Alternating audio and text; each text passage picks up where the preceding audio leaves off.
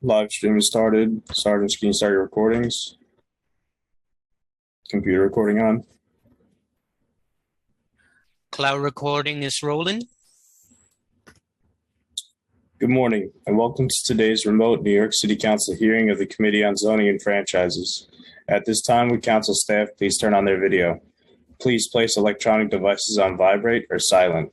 If you wish to submit testimony, you may do so at landusetestimony@council.nyc.gov. That is landusetestimony@council.nyc.gov. Thank you. Chair, we're ready to begin. Good morning and welcome to a meeting of the Subcommittee on Zoning and Franchises. I'm Councilmember Kevin Riley, Chair of the Subcommittee. This morning, I'm joined remotely by Chair Lewis, Councilmember Abreu, and Councilmember Shulman. And we also joined by Councilmember Moyer. Today, we'll be holding a public hearing on 3 rezoning proposals: 1034-1042 Atlantic Avenue, 870-888 Atlantic Avenue, and 1377 Sutter Avenue. Before we begin, I recognize the subcommittee counsel to review the hearing procedures. Thank you, Chair Riley. I am Angelina Martinez, review counsel to the subcommittee. Members of the public wishing to testify were asked to register for today's hearing. If you wish to testify and have not already registered, please do so by visiting the New York City Council website at www.council.nyc.gov/land-use to sign up. Members of the public may also view a live stream broadcast of this meeting at the council's website. As a technical note for the benefit of the viewing public, if you need an accessible version of any of the presentations shown today, please send an email request to landusetestimony@council.nyc.gov. When called to testify, individuals appearing before the subcommittee will remain muted until recognized by the chair to speak. Applicant teams will be recognized as a group and called first, followed by members of the public. And when the chair recognizes you, your microphone will be unmuted. Please take a moment to check your device and confirm that your mic is on before you begin speaking. Public testimony will be limited to 2 minutes per witness. If you have additional testimony you would like the subcommittee to consider, or if you have written testimony you would like to submit instead of appearing here before the subcommittee, you may email it to landusetestimony@council.nyc.gov. Please indicate the LU number and/or project name in the subject line of your email. During the hearing, council members with questions should use the Zoom raise hand function, which appears at the bottom of either your participant panel or the primary viewing window. Council members with questions will be announced in order as they raise their hands, and Chair Riley will then recognize members to speak. Witnesses are requested to remain in the meeting until excused by the chair, as council members may have questions. Finally, there will be pauses over the course of this meeting for various technical reasons, and we ask that you please be patient as we work through any issues. Chair Riley will now continue with today's agenda items. Thank you, Council. To continue with today's meeting, I will now open the public hearing on pre-considered LUs related to ULURP number C210031, ZMK, and N210032, ZRK, relating to the Sutter Avenue rezoning proposal in Councilmember Barron's district in Brooklyn. This application seeks a zoning map amendment to rezone an existing R5 district to an R6A/C2-4 district, and a related zoning text amendment to establish an MIH program area to facilitate the development of a new 5-story mixed-use building. For anyone wishing to testify on this item, if you have not already done so, you must register online, and you may do that now by visiting the council website at council.nyc.gov/land-use. Once again, council.nyc.gov/land-use. And we have just been joined by Councilmember Botcher. Council, please call the first panel for this item. The first panel for this item is Lisa Orantia, Franklin Almonte, and Steve Sinacori. Council, please.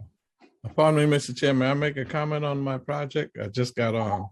Oh, I'm sorry, Councilmember Barron. I didn't see you was on. We had just been joined by Councilmember Barron. Council, I'm going to allow Councilmember Barron to give some brief remarks. Councilmember Barron. Thank you so much, Mr. Chair. Sorry for my lateness, but I was in several other meetings. We're not supporting this project. It's 28 units of housing, and 17 to 20 of them are at 60% of the AMI. And our communities need to understand, when you talk about the AMI, the area median income of New York for a family of 3 is $107,000, $400,000, and the 60% of that is $64,000. So 17 to 20 of units are at that. And even if you go down to 50% of the AMI, that's 53,000. My neighborhood AMI is ranged from 32,000 to 36,000. This is not affordable, and many of the projects will not be affordable in perpetuity, the apartments. So we was negotiating back with the developers. We have agreed that this project is not the project for my community, and they'll be submitting another idea around this same property in a week or two, and we'll be discussing that. But as this project stands, we are not in support of it in my community. Mr. Riley, may I ask a question? Sure, Councilmember Brady. Councilman Barron, which LU number is that? It's the one on Sutter, the Sutter Avenue project. Okay. Councilmember Brady, it is The first is Sutter Avenue, Councilmember Abreu. Sutter Avenue one that we just mentioned. Let me get you the LU. The LUs related to the ULIP numbers are C210031 ZMK and N210032 ZRK. Thank you so much. All right. Thank you, Councilmember Barron. Thank you. Council, for the record, can you please just call the first panel for this item again? Sure. The panel for this item is Lisa Orantia, Steve Sinacori, and Franklin Almonte. Council, can you please administer the affirmation? Yes, applicants, I will call on you individually to respond, but can you raise your right hands? Do you affirm to tell the truth, the whole truth, and nothing but the truth in your testimony before the subcommittee and in your answers to all council member questions? Lisa Orantia? Yes. Steve Sinacori? Yes. Franklin Almonte?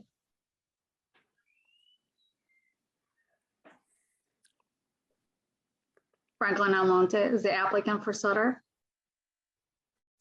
He may not be on yet. You may have to start without him. I apologize. Okay, so if he joins, then we'll take the oath then. So we have Steve Sinacori and this Lisa Orantia sworn in for this hearing. Thank you, Councilor. We've just been joined by Chair Moya. Thank you for the benefit of the viewing public. If you need an accessible version of this presentation, please send an email request to landusetestimony@council.nyc.gov. Once again, landusetestimony@council.nyc.gov. And now that the applicant team may begin, panelists, as you begin, I'll just ask you to please reinstate your name and organization for the record. You may begin. Good morning. My name is Lisa Orantia, Land Use Counsel from Ackerman LLP. Thank you for your time today. Can you please bring up the presentation? This is an application for a zoning and text amendment that will allow the construction of a 5-story mixed-use building in East New York. The owner is Almonte Lincoln, LLC. Franklin Almonte is a first-generation Dominican and local merchant who was born and raised in East New York. Mr. Almonte, I hope will be joining soon, but my colleague Steve Sinacori are available to answer questions. Next slide, please. The project area is located along the north side of Sutter Avenue between Autumn and Lincoln Avenues. Next slide, please. Existing construction dates from 1977 and contains commercial uses that are not allowed as of right in their current residential district. Next slide. The proposal seeks to change the R5 district to an R6A with a C24 overlay. This change would create new income restricted housing and would replace outmoded buildings with new construction for as of right commercial uses. The proposed text amendment would designate the area for mandatory inclusionary housing under options 1 and 2.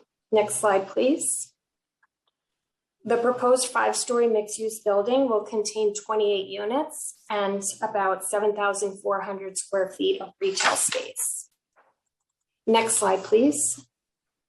All 28 apartments will be reserved for rent-burdened families earning a range of household incomes. After discussions with the community, the owner has proposed to use option 1 instead of option 2, and to lower the top and bottom tiers to include units at 30% AMI and no units higher than 70% AMI. And we look forward to continuing to work with the community. That concludes the presentation. Thank you. Thank you. So I'm going to ask a couple of questions. Then I'm going to turn it over to Councilmember Barron to ask some questions. The first question I have you discussed this proposal with HPD in regards to developing 100% affordable housing under an HPD term sheet? Yes, we're proposing to seek a subsidy under the HPD Neighborhood Construction Program. Okay, and proposed development site is currently home to 4 small businesses. Has there been any discussion of the development with the tenants or plans to assist them to relocate? Yes, so all of the tenants are aware of the proposed rezoning. There's a beauty salon, a restaurant, a dry cleaner, and an auto repair. The retail use tenants have been invited to come back to the new building when it's complete, and they've all expressed an interest in doing so. Thank you, Lisa. And my last question before I turn on to Councilmember Barron, he brought up some concerns about the AMI, how the community is concerned about that. Are you guys prepared to negotiate, or have you been negotiating with the council member and the community board to kind of figure out how you could kind of suit the community's needs? Yes, absolutely. Right now we have 2 proposals that have been offered that each one we believe is financeable. And we are prepared to seek the necessary subsidy from HPD for those. Like I said, all the apartments are going to be income restricted, and the current proposal we have offered is all the units below 70% AMI. Thank you, Lisa. We've just been joined by Councilmember Carr. I'm going to yield my time to Councilmember Barron. Councilmember Barron, would you like to ask your questions? Yes, thank you very much. But we have told these developers over and over again. If you notice, they said 17 of the units are at 60% of the AMI.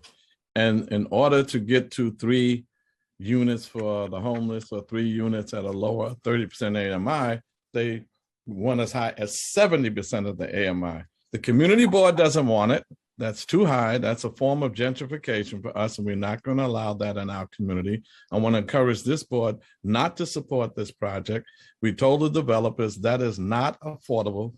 This is how our communities get gentrified, even though this is a small, low number of housing, 28 units.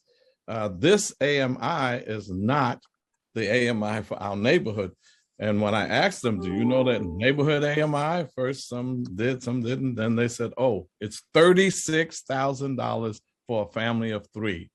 So if you have 20 of your units are at 70 to 60% of the AMI, that is not affordable for us.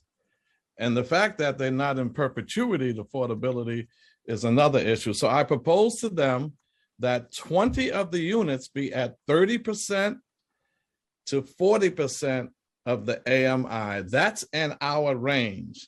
That's at 32,000 and 42,000. So if we had 10 at 30% and 10 at 40%, we could work with the other 8 being at 60%, because some people in our neighborhood do make 50, 60, 70,000. But they said that's not doable. So this project is not doable for us. And we're expecting a different kind of proposal to come forward. And I'm encouraging, when you get to voting, that we vote this project down. Thank you, Councilmember Barron. I now invite my colleagues to ask questions. If you have questions for the applicant panel, please use the raise hand button on the participant panel. I see that Councilmember Abreu has his hand raised. Councilmember Abreu, you may ask your question. Time starts. Yeah, I'll make the comment that I share Councilmember Barron's concerns about the affordability tiers. But aside from that, I did have a question regarding the tenant that you're saying the developer is going to allow to stay. Has there been any talks about what the price of rent will be for the small business tenants? No, all three of the retail tenants have been welcomed back. So they'll have a first opportunity to rent the new space.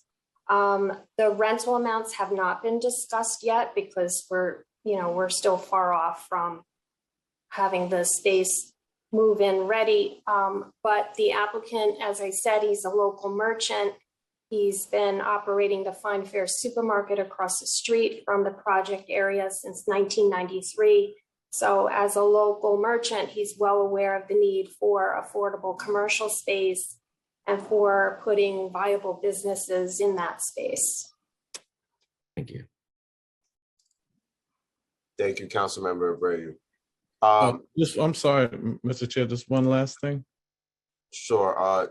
Sergeant, can you stop the timer and give Councilmember Barron the option to ask a I'm question? sorry.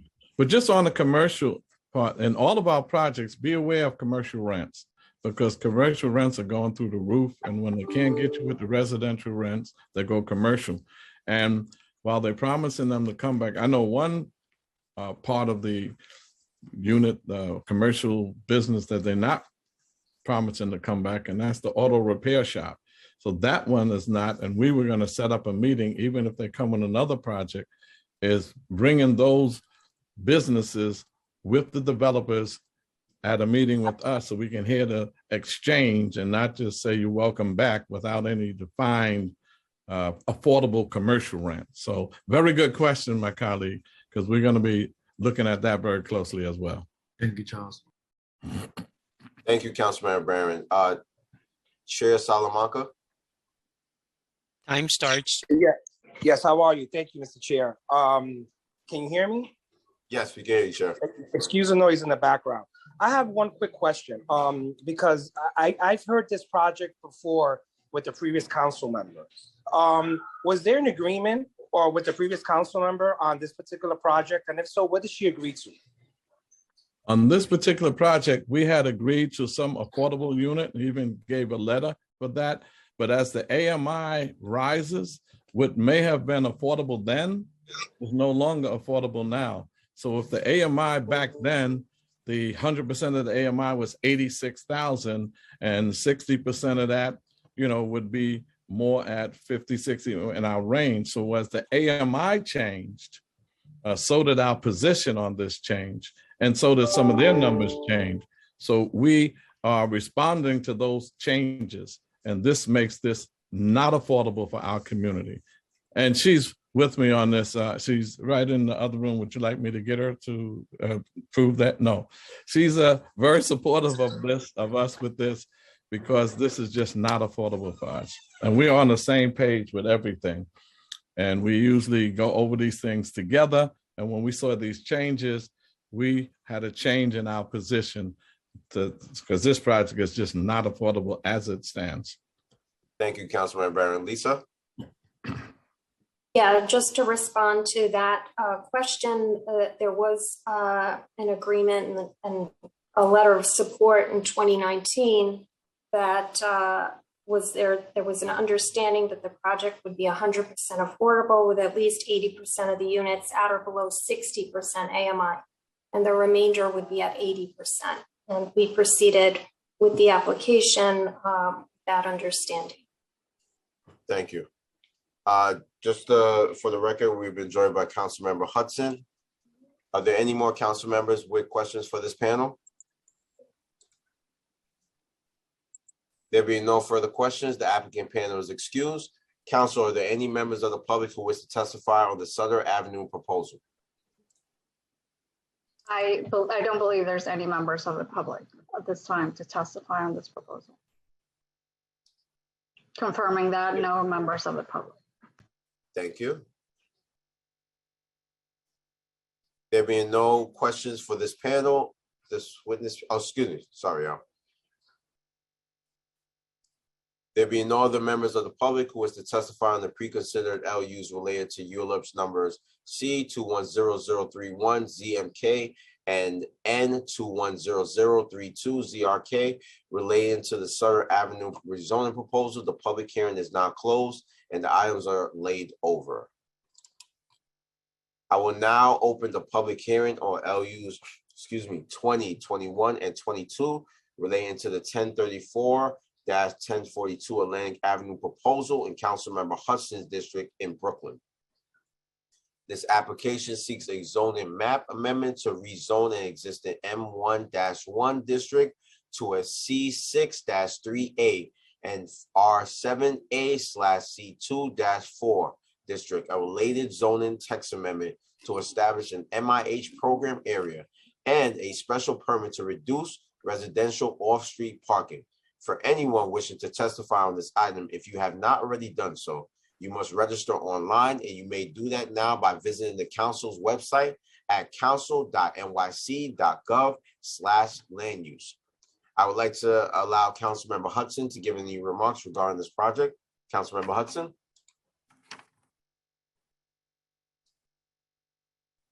Thank you. I just had to close my door. Thank you, Chair Riley.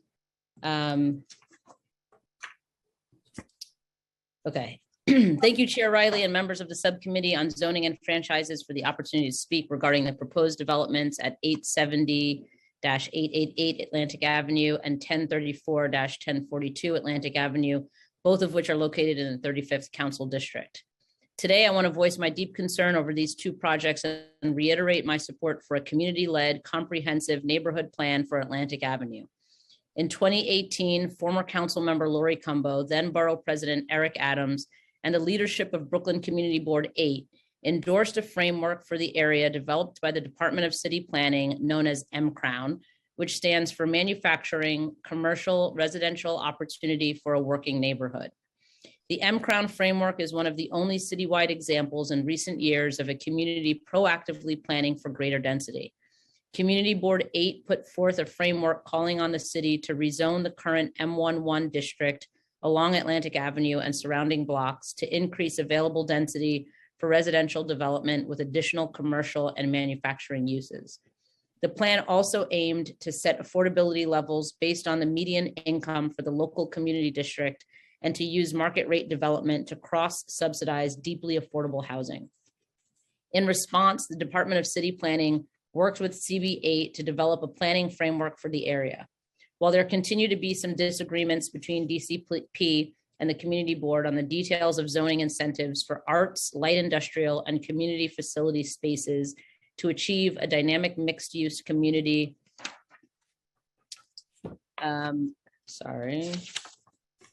community groups and borough leadership still threw their support behind this plan, and we're on the verge of seeing it to the finish line before the COVID-19 pandemic and DCP's prioritization of other rezonings place it on the back burner. Yet my constituents and I still want to pursue the goal of diverse and equitable economic development within a truly mixed-use neighborhood. To move forward, we need to see an integrated plan to address these goals. While the city has failed to act, private developers repeatedly bring forward piecemeal proposals for large projects without regard for their cumulative impact on the community and neighborhood infrastructure, like public transit, sewer capacity, pedestrian safety, vehicle traffic, carbon emissions, or school capacity. This has forced the community to either say no or scramble to try to address larger policy issues on individual sites when what is actually needed is neighborhood-wide planning. Meanwhile, the 35th district has seen a 20% decline in our Black population over the past decade, showing the dire need for targeted neighborhood-wide initiatives to preserve existing affordable apartments and protect longtime homeowners from predatory speculation, as well as produce new, deeply affordable housing that is within reach of more of my constituents. From 2019 to 2021, 5 private applications in the MCROWN area were approved by the prior council members that will bring nearly 1,000 projected new apartments. These 2 applications before us today could bring over 700 more. And these figures don't even count the over 6,000 new housing units built in the surrounding half-mile radius between 2010 and 2020. As such, our current system of approving individual applications with little to no consideration for surrounding neighborhoods, including how various upgrades would be funded to meet additional growth, is untenable. Simply put, we can no longer keep doing things the way we have for decades. And I'm concerned that without any neighborhood planning or city investments, these applications simply represent a continuation of the untenable status quo. As a new class of council members, it is our responsibility to be bold and commit to the reforms we talked about on the campaign trail. We talked about change, now we have to enact that change. I'm calling for a broad community-led comprehensive approach that expands upon the neighborhood-wide M-Crown framework that will yield much-needed city investments in new affordable housing, preservation of existing affordable housing, protection for longtime homeowners from predatory speculation, street safety, open space, schools, public transit, and economic development. I'll be working with the City Council, Borough President Reynoso, local community boards, and community organizations to develop a method of soliciting input from the entire community, not just individuals who attend community board meetings, to determine what they want to see in their neighborhoods. This will include canvassing and outreach to folks on the verge of being displaced or who have already been displaced in Community District 8. Through this process, we will have a greater understanding of the needs and wants of our wider community that our city can incorporate into a larger neighborhood rezoning. I hope you will support the community's efforts over the next few months to create and implement a rezoning along Atlantic Avenue that incorporates the M-Crown framework and includes an integrated plan for the wider area to pursue more deeply affordable housing, diverse economic development, and a reimagined Atlantic Avenue and public realm in this long neglected part of Brooklyn. I look forward to hearing from my constituents and the public about their views on these two proposals. Thank you. Thank you, Councilmember Hudson. Council, can you please call the first panel for this item? Yes, the panel for this item is Richard LaBelle, Fayam Batan, Nicola Berries, Kevin Williams, and Ellie Pariente. Council, can you please administer the affirmation? Applicants, I will call on you individually to respond. Can you all raise your right hand? Do you affirm to tell the truth, the whole truth, and nothing but the truth in your testimony before the subcommittee and in your answers to all council member questions? Richard LaBelle? I do. Fayam Batan? I do. Ellie Pariente? I do. Kevin Williams? Do. And Nicola Barris? I do. Thank you. For the benefit of the viewing public, if you need an accessible version of this presentation, please send an email request to landusetestimony@council.nyc.gov. Once again, that's landusetestimony@council.nyc.gov. And now the applicant team may begin. Panelists, as you begin, I'll just ask you to please reinstate your name and organization for the record. You may begin. Good morning, Chair Riley, Councilmember Hudson, and members of the subcommittee. My name is Ellie Pariente, Principal of EMP Capital Group and applicant for 1034, 1042 Atlantic Avenue. This project is a result of significant engagement with the different community stakeholders over the past few years, starting back to a previous project located at 979 Pacific, in which we were the first applicant in the area to enter into a community benefits agreement, implementing the prior commitments that were made on the site. Similarly, the application before you today seeks to address many of the priorities I have heard from community members, such as affordable housing, including mainly deeply affordable units, job creation, ground floor space that can be utilized for either a youth center or senior center, and streetscape improvements that will make Atlantic Avenue safer and more welcoming for pedestrians. I look forward to addressing your questions, and with that, I will turn it over to Richard LaBelle to present the details of the application. Thank you, Chair Riley, Councilmember Hudson, members of the Zoning and Franchise Subcommittee. Good morning. My name is Richard LaBelle of Sheldon LaBelle for the applicant. If you can load the presentation, please. So the application today is for 1034 to 1042 Atlantic Avenue. Next slide. This is a summary of the actions that are sought pursuant to the rezoning. The lot area included in the project site is roughly 20,000 square feet. and is inclusive of a rezoning along Atlantic Avenue to a C63A zoning district, which is roughly the equivalent of an R9A residential district at a floor area ratio of 8.5, as well as an R7A C24 zoning district along Pacific Street with the residential equivalent of a 4.6. In addition to these rezonings from M11 to mixed-use residential, the application includes a text amendment to mandatory inclusionary housing, which would require that any of these sites which are redeveloped with residential include required affordability. As written, we have included options 1 and 2 during the course of our discussions with the community and other stakeholders. We now are including option 1 and 3.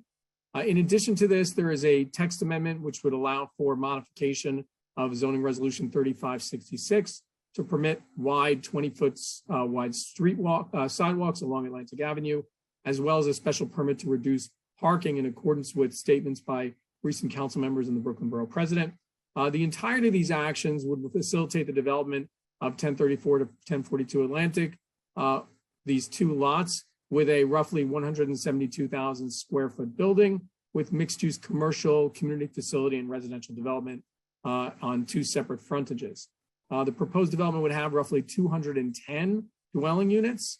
Approximately 52 to 63 of these would be affordable pursuant to MIH, depending on the selection of the option.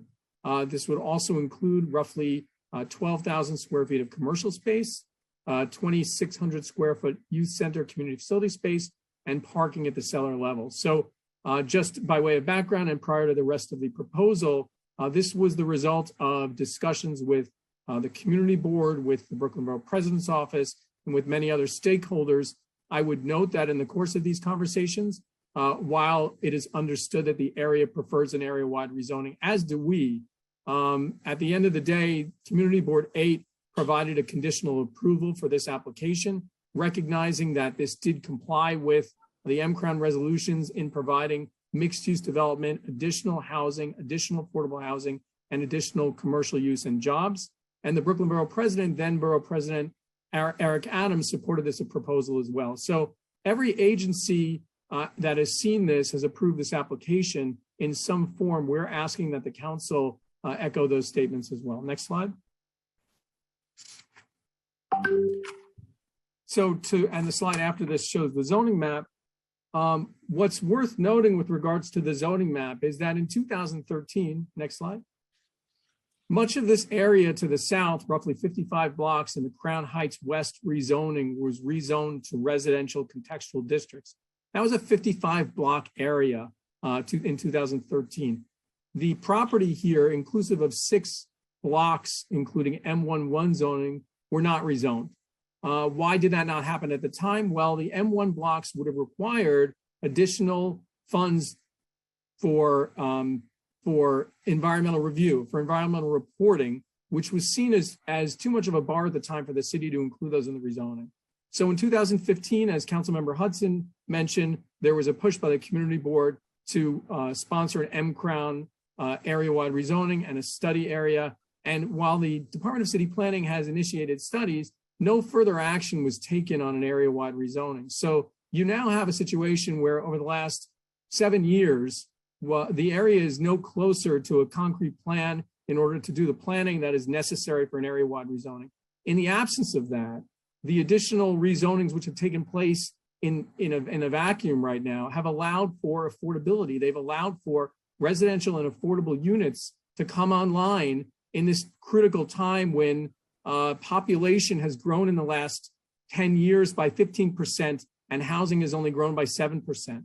Asking rents and median rents have risen by upwards of 40%.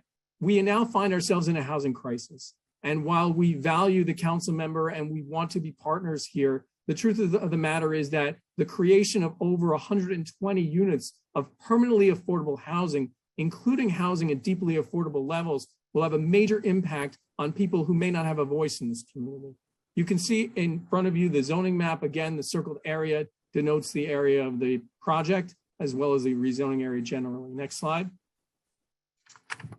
The next slide demonstrates the tax map, which shows with particularity what zoning is sought here. The R7A zoning sought along Pacific Street is the same zoning has been approved by the community board several times, including at the 1010 and 1050 Pacific Street rezonings, which allowed for R7A residential bulk. That at the time was approved by CB8. The C63 here, as fronts on Atlantic, is an R9A density. It is within the character of the surrounding area. There have been previous rezonings, including 840 Atlantic, which were approved in a larger density, and rezonings across the street, including Vanderbilt Avenue, which were approved at the same density. So it's a bulk that is known to the area. The difference as far as this rezoning is concerned is that the level of affordability pledged by the owner here is deeper and more vast than has been previously promised in any of these rezonings. We're actually going to get lower affordability and more units online for people who want to live in this housing. Next slide. So I'm going to look at the next two slides, this slide and the slide after this, merely to recap the land use actions. And then Nick Liberis, the project architect, is going to discuss the particularities of the building. Here you can see the area of the rezoning, C63 along Atlantic and R7A along Pacific. Important to note, Atlantic Avenue here is a 120-foot wide corridor.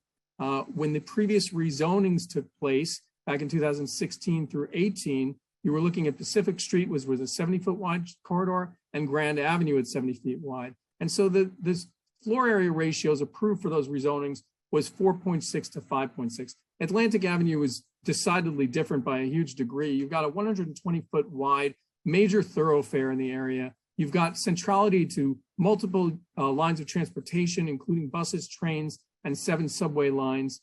If you're going to put the density somewhere and you're going to have additional housing and additional affordable housing, this is a place that merits that housing. Particularly, a walk along Atlantic Avenue in this area demonstrates poorly utilized, underutilized lots, which have produced much of the development you see today, and that is no development. There are auto repair shops, empty lots, one-story vacant warehouses. Next slide. And the next slide merely demonstrates the zoning change map. Again, you can see the current zoning on the left. The rezoning would take place on the right. Again, you can see immediately south of the rezoning area is the rezoning that took place along Pacific in the 1010 Pacific Street rezoning, and the Grand Avenue and Pacific Street rezoning to the west at R7A and R7D. So here the zoning map would change to a C63A. Again, this is reflective of other zoning which has been approved in the area. With the next slide, I would turn this over to Nick Liberis, who will talk a little bit about the context as well as the decision for the programming of the building. Nick? Thank you, Rich. Nick Liberis with Archimera. Hi. So just to jump right in, this slide shows the proximity of the M-Crown rezoning to these local neighborhoods, and you can see that it's at the nexus of all these different neighborhoods. So it's a very interesting spot along Atlantic. Rich mentioned that it hasn't been developed at all, and it really stands out like a sore thumb in this area because all of these, every single neighborhood is just very, very full of lower density housing for the most part, and this just seems like an amazing opportunity to kind of come in and not have any of the deleterious effects that you would have if you were doing something in an area that was already kind of like fortified with a lot of high density housing. So you can see that it's really proximal to the Pacific Park neighborhood coming up over there to the west. Next slide, please. And it's also proximal, like Rich said, to all this transportation infrastructure. You have many, many buses, you have many, many train lines. Everything is right there. Next slide, please. Next slide, please. So the proposed design, what we sought to do was to do something that was kind of a like a founding, kind of the heart of the neighborhood. Let's say. So this is something that permeated the intent the whole way. This site is right smack dab in the middle of the M-Crown district on this Atlantic stretch, and there's a lot of empty space around it. So that's something that we were considering. And we are seeking to make something over here that is something that would be very much of use to the neighborhood, that would enrich the neighborhood and also bring a lot of housing to the neighborhood. Next slide, please. This is looking westward towards downtown Brooklyn. Next slide, please. So you can see here that we've tried to be sensitive to the streetscape. The width of the street is over 120 feet. So really the only comp is Park Avenue that we could really think of. And there's a certain height to street width ratio, which is acceptable, like just in terms of letting sun down to the street. So we felt that this was a very applicable height based on the width of the street also. And we've taken great pains to make articulations to the building facade and to kind of push and pull on it such that you can open up seams and open up areas for light to get through. So this is something that creates a very interesting effect on the street, and it's very friendly to the street.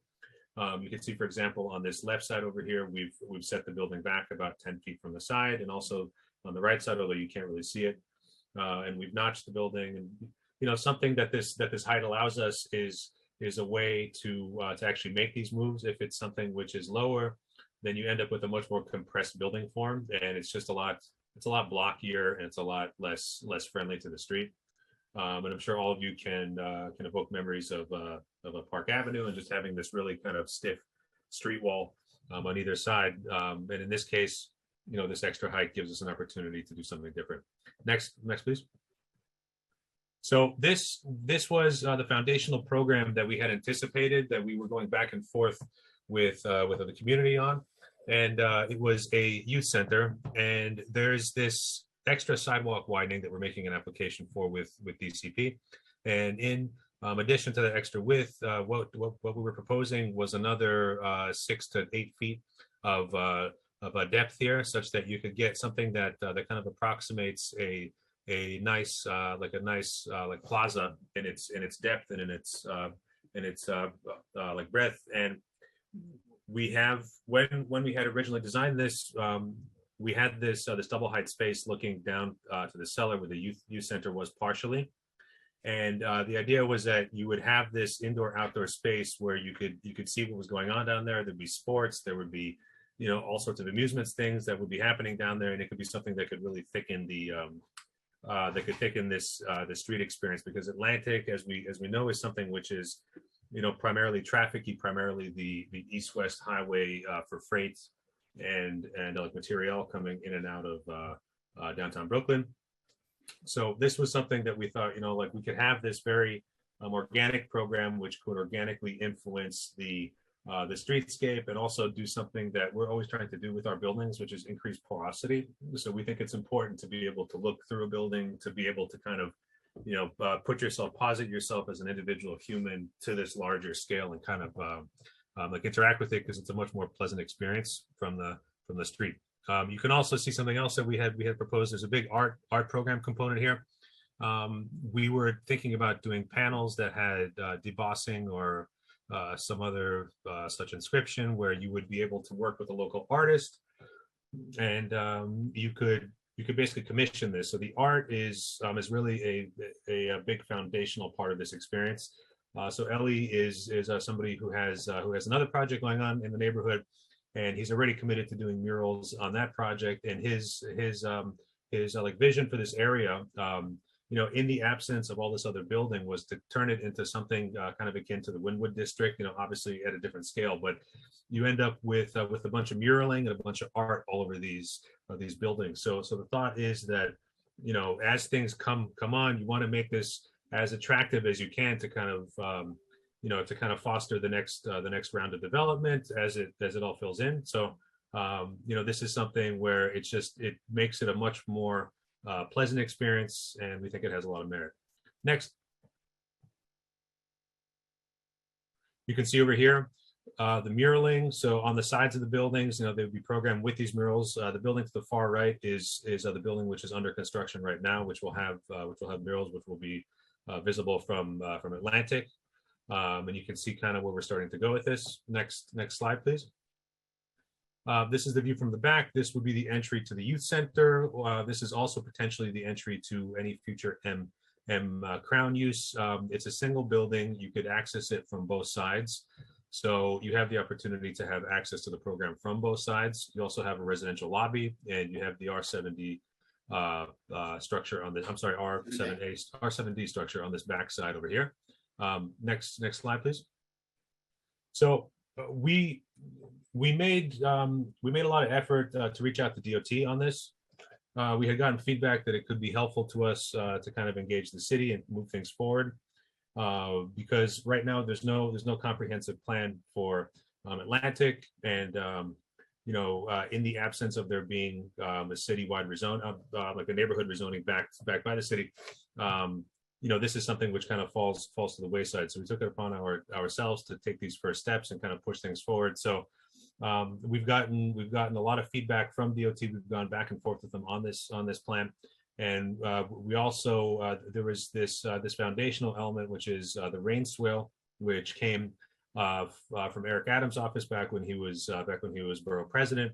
And this is really kind of the master stroke right here with this rain swale, because this thing sets up a certain rhythm on the street, which is both human scale and also lets you thicken the sidewalk even further. So you can see in these areas where we have the rain swale, you can get to like 36-foot depth. So this is a very substantially scaled urban place, which kind of deals with the real politics situation of like Atlantic being something which is very, very trafficky. So we're not seeking to change this essence of Atlantic, which would be a horrible thing for the city. We're just seeking to kind of play the ball where it lies, and I think we're doing a decent job. What we're doing over here is we're protecting the pedestrian experience with these trees. There's a bollard set up at every single swale, and we have protected cast in place dividers that are planted up on top, and there could be street plazas on the backside of those. There could be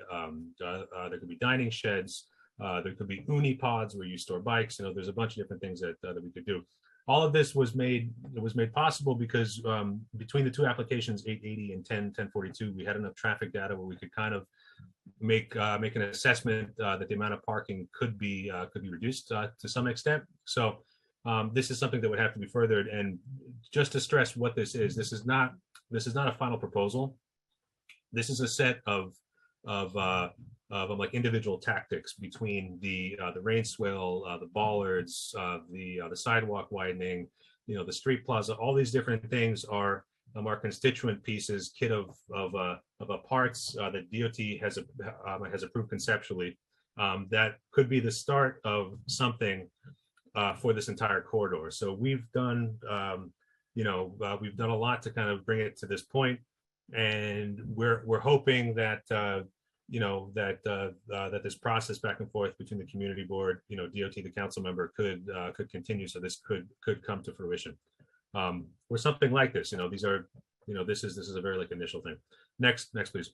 So this is just this is what it would be without it. And even this, we have some Arts Commission sidewalk stuff happening here. So it's a nicer than regular sidewalk. If you toggle back and forth, you can see what a dramatic difference it is just in terms of the street presence. Same thing over here. So next slide. So the building gets pushed back. The sidewalk is incredibly thickened, and you have these oases, for where you enter the building. So it makes it a much more pleasant street side experience. Next slide, please. These are so this is the site plan. Next, please. So you can see the site. It's a through lot. It's situated between Atlantic and Pacific over here. The bulk of it is on this Atlantic side. Next, please. Next, please. The building you can see is right now proposed at 175 feet high, 17 floors. We have either option 1 or option 3. My client is offering a higher tranche of affordability that is mandated by the zoning. Next, please. This is the rear view. This is the Pacific Street view. You can see the smaller building vis-a-vis the big building. Next one, please. Even though they're actually the same building, it's just it has two different parts on each side. Next, please. So what we had arrived at after going back and forth with the community board and with the borough president's office was to put the youth center to the side for now, just because it seems like there might be more of a demand for an elderly center or for some other M-Crown use. So what my client is committing to is 30% of the ground floor for M-Crown, which is about 5,000 square feet, and then another 5,000 square feet in the cellar. Now, this area that's in the cellar is like roughly in the same spot that it was before. when we had the youth center. So there still is that opportunity, should there be public will for this, to open the floor back up and to have that indoor outdoor setup, which was so nice looking. Next please. This is the distribution of these units. Next please. Same for the back building portion. Next please. So the two potential levels of affordability are 40% AMI and 60%, and these would be the unit breakdowns based on these two different levels. Now, the zoning framework for option 1 is 25% of the units, and my client is offering 30%. So this is some 8 to 10 more units depending on how it gets chopped up. And option 3. Instead of 20%, he's offering 25%. So to my knowledge, this is something that in this type of rezoning is without precedent. So, hopefully this is something that that the community board and the council member can look kindly on in light of this housing shortage, that we have everywhere. So next please. Okay, and this is the wonky slide that nobody wants to see. So with that, my presentation is over, and thank you for your time, everybody.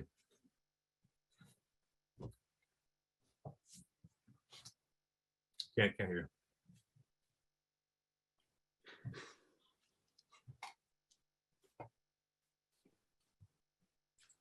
you. Sarah, you're muted. Yeah, we can hear you now. No, we still can't hear you.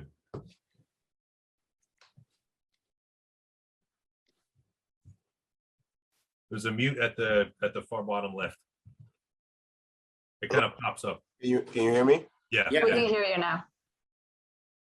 Okay.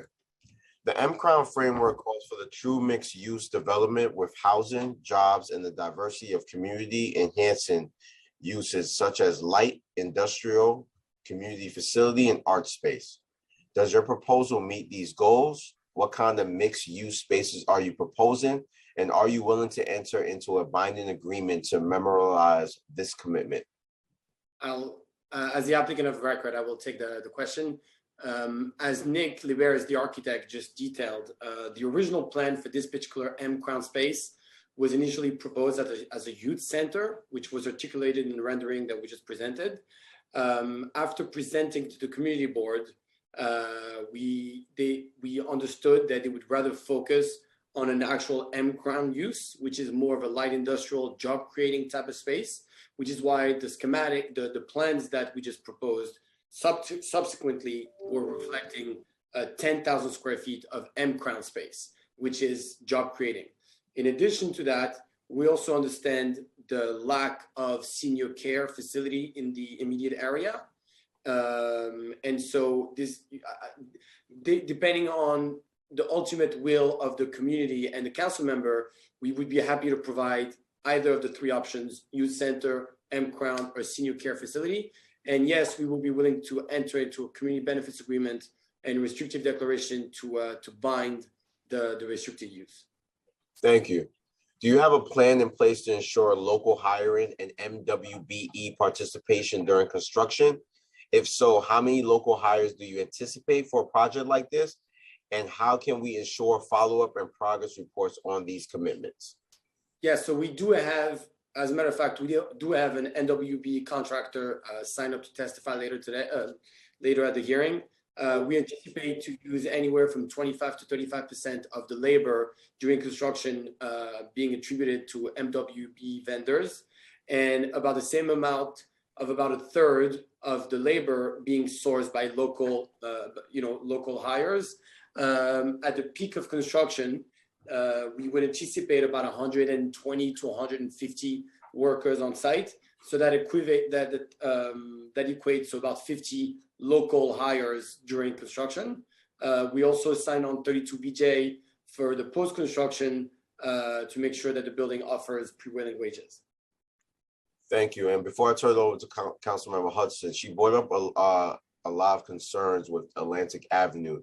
Can you just briefly talk about how you're trying to collaborate with her to address the concerns on Atlantic Avenue and the comprehensive plan that we're trying to push the city to come up with to address these concerns that you're trying to give the council member, please? I'm sorry, you skipped for the last sentence. I didn't hear the last sentence. Sorry, can you just talk about the support that you're giving the council member Okay. to push the city to come up with a comprehensive plan for Atlantic Avenue?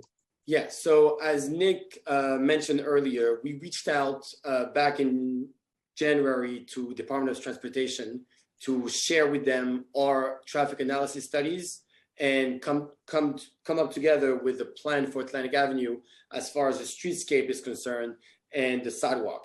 As Nick mentioned earlier, we proposed and we committed to an 8-foot sidewalk widening that would make the sidewalk that much wider.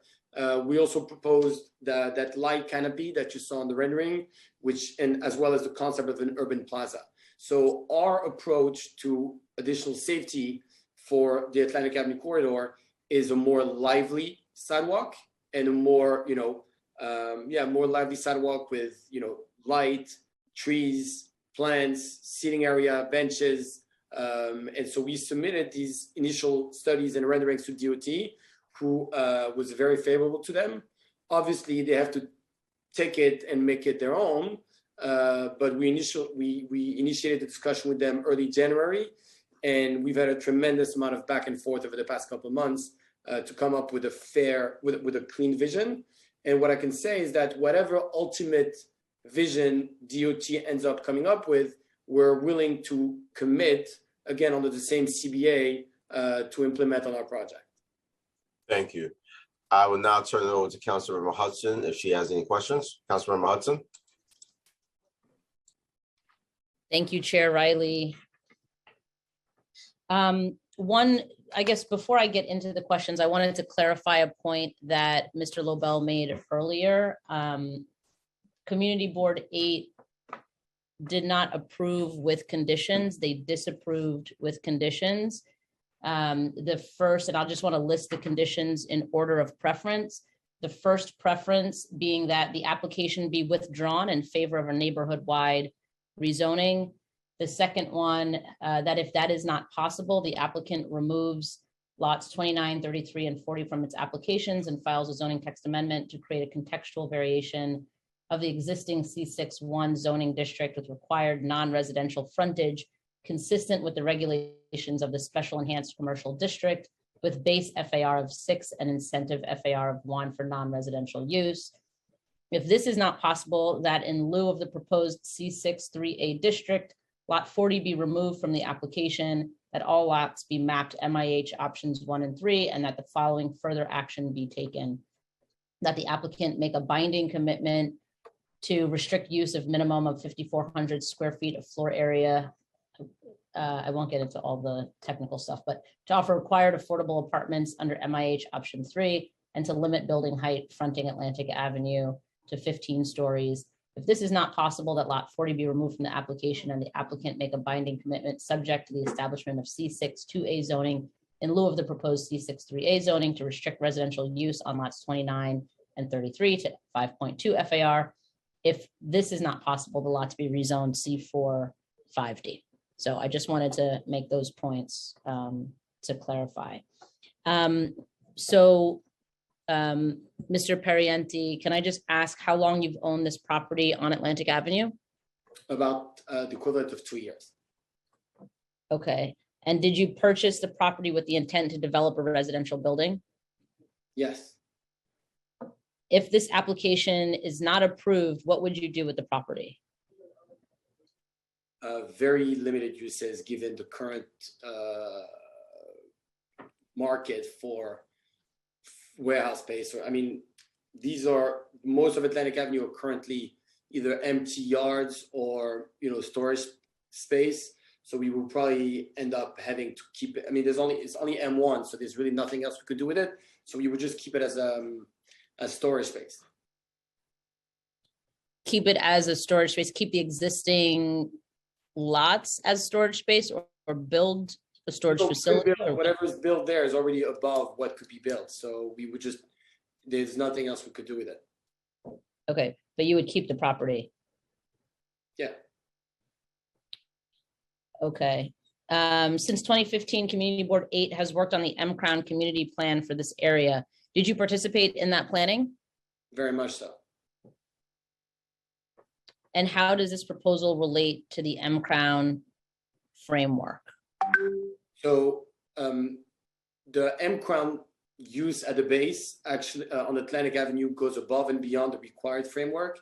Part of the original M Crown framework did not require M Crown uses on the Atlantic Avenue corridor. It required it on the side avenues. So we went above and beyond on that. The density on Pacific Street at R7A follows the exact vision for M Crown. And then the density on Atlantic Avenue was originally proposed by Community Board 8 at C62A. City Planning requested us to make it C63A as they thought it was more contextual to what was currently being developed. In exchange for that, the Community Board asked us to give more incentives in order to justify the additional density, hence the deeper affordability, the additional M Crown space, and yeah. Thank you for that. Since 2019, there have been 5 private applications approved in the M Crown area that will bring a total of nearly 1,000 projected units of housing. If approved as proposed, your property and 880 Atlantic Avenue may bring over 500 further new units. And according to DCP's housing production database, over 6,000 new units of housing have already been built within a half mile of the M Crown area since 2010. Do you believe that private developers can deliver the infrastructure and planning necessary to accommodate this growth? We can participate to the extent possible to our property. Obviously, we cannot participate beyond our property. Okay. Yeah. Do you support a neighborhood-wide community plan for the area? Yes, I do. If so, why should we move forward with approving these applications with no guarantee from the city on a plan or community investments? Or I guess I should say, considering you do approve, why should we move forward with approving these applications or yours specifically with no guarantee from the city on a comprehensive plan or any community investments? Well, because one does not preclude the other. I'm sorry, I'm so involved in this neighborhood that I have to answer the question. One obviously does not preclude the other. The benefit of one private application, so long as it follows the guidelines of the M Crown rezoning, is the certainty of delivering units and affordable units now, as opposed to the uncertainty that goes with waiting for a neighborhood-wide rezoning. As we know, even if a neighborhood-wide rezoning was to be engaged now, it will be several years before it is implemented between the environmental review, the negotiation with the different community actors, and then the final implementation. It will be somewhere between 5 to 8 years before the first unit is delivered.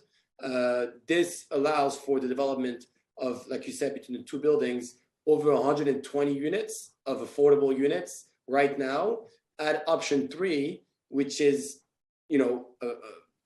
very rarely seen.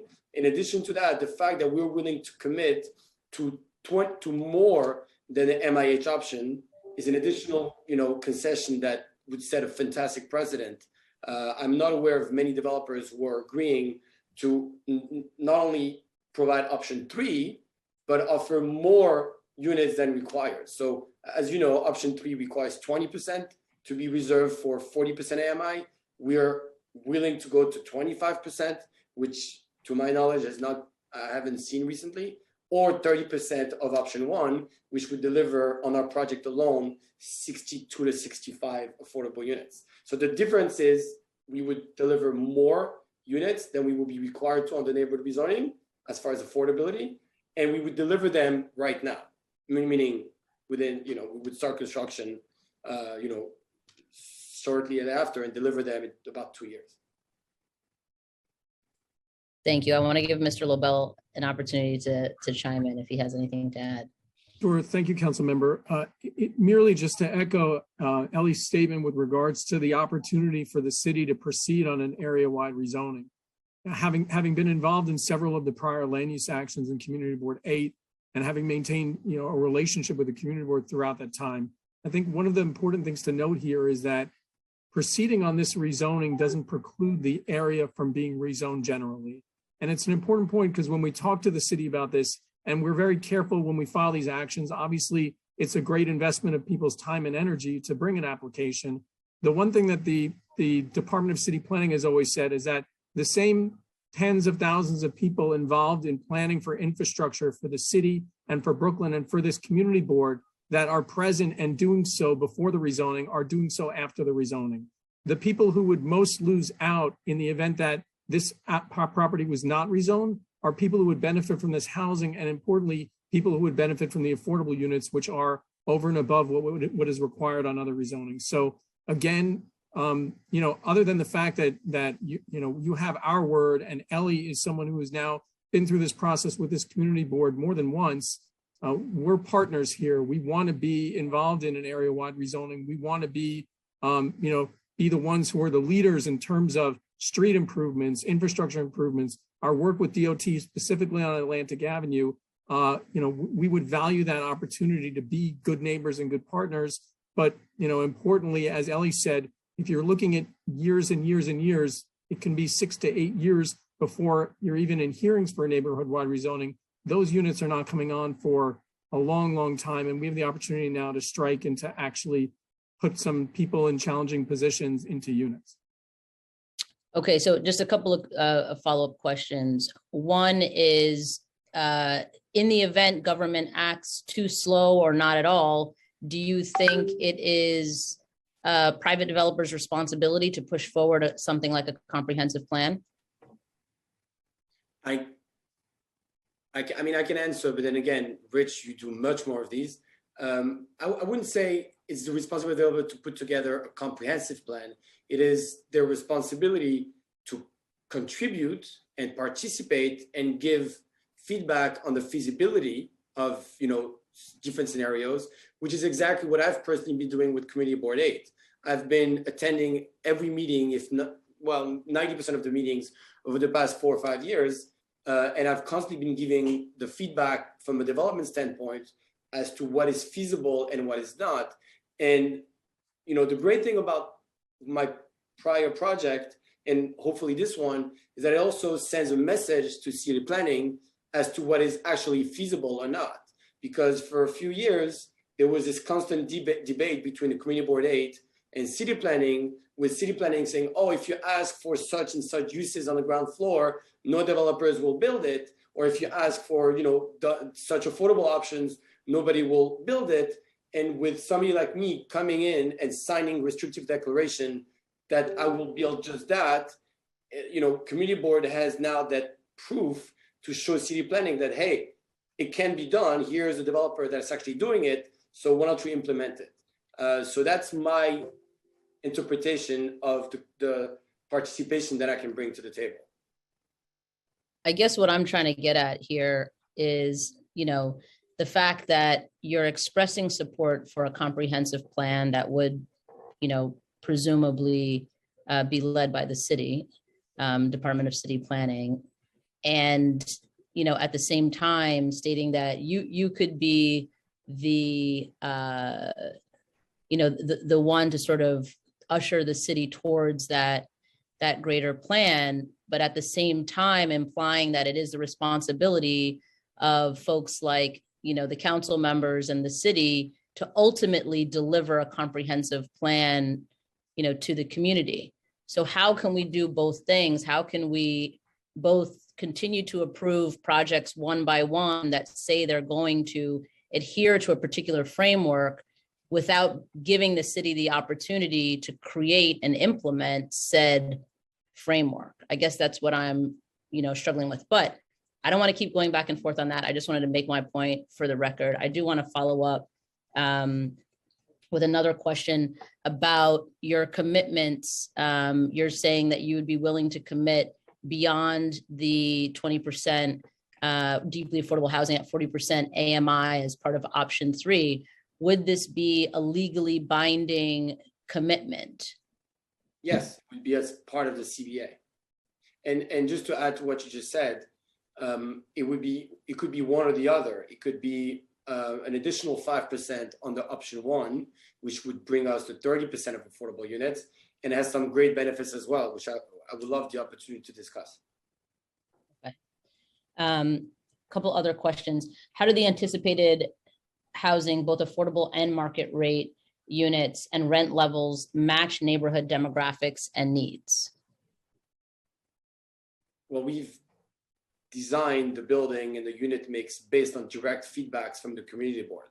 If you notice on the application, the square footage averages of the units is larger than the typical new developments nowadays that is focusing on micro units.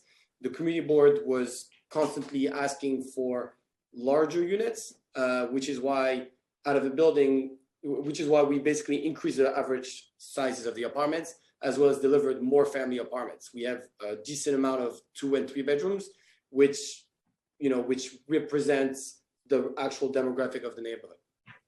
Okay, and I just want to, make a quick point that not everybody here and who might be watching has necessarily read through the proposals with the same level of detail as I have. So part of asking these questions is so that we can get the answers on the record. No, of course.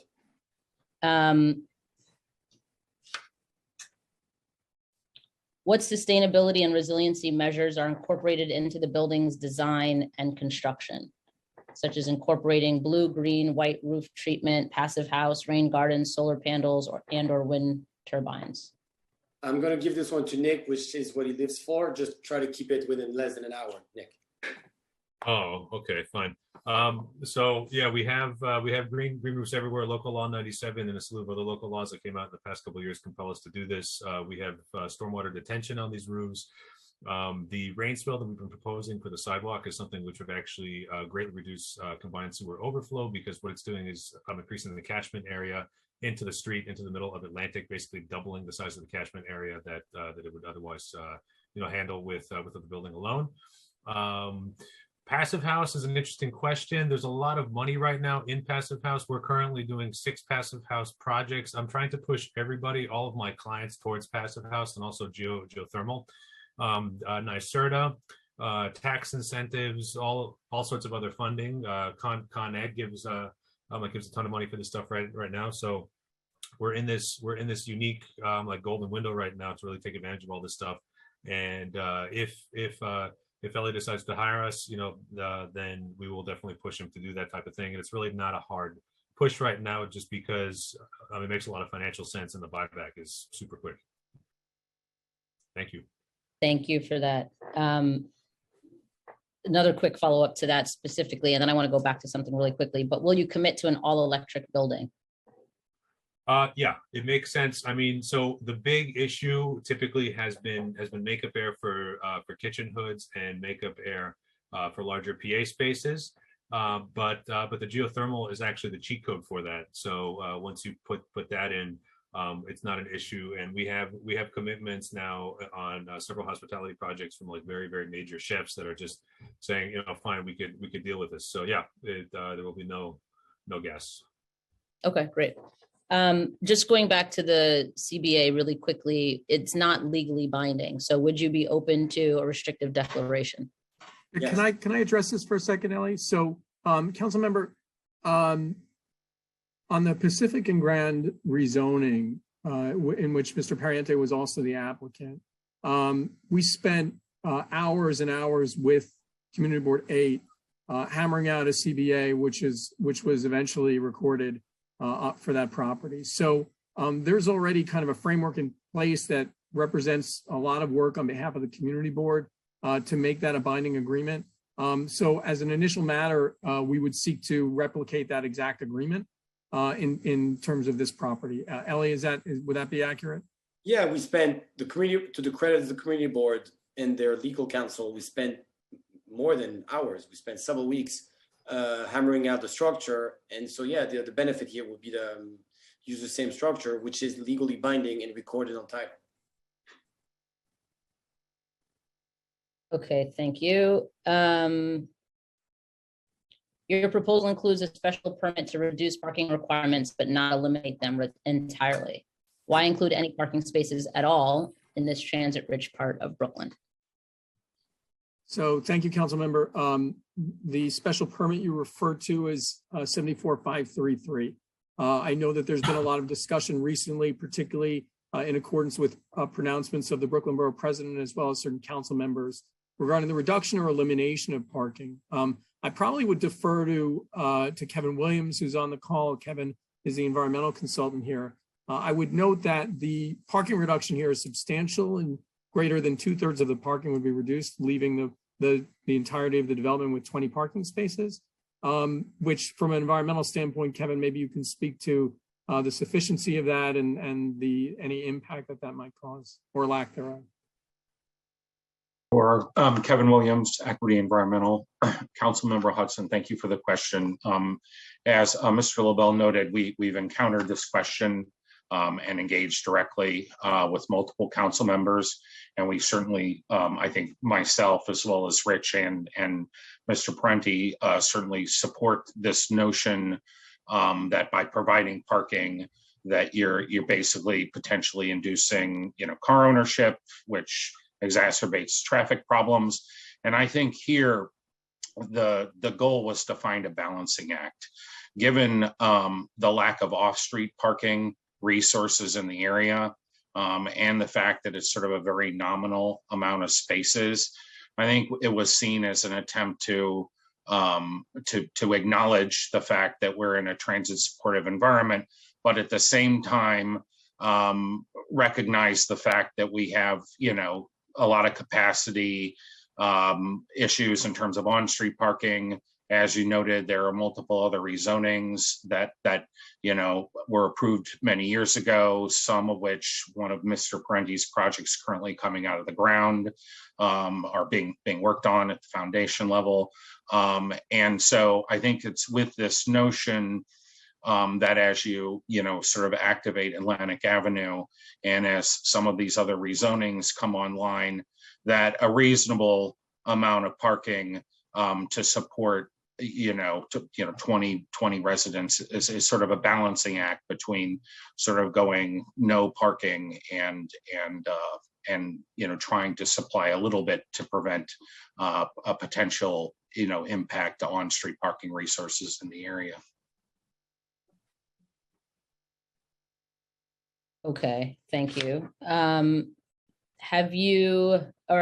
you have a plan in place to ensure local hiring and MWBE participation during construction? And by MWBE, I specifically mean locally owned Black and Brown subcontractors.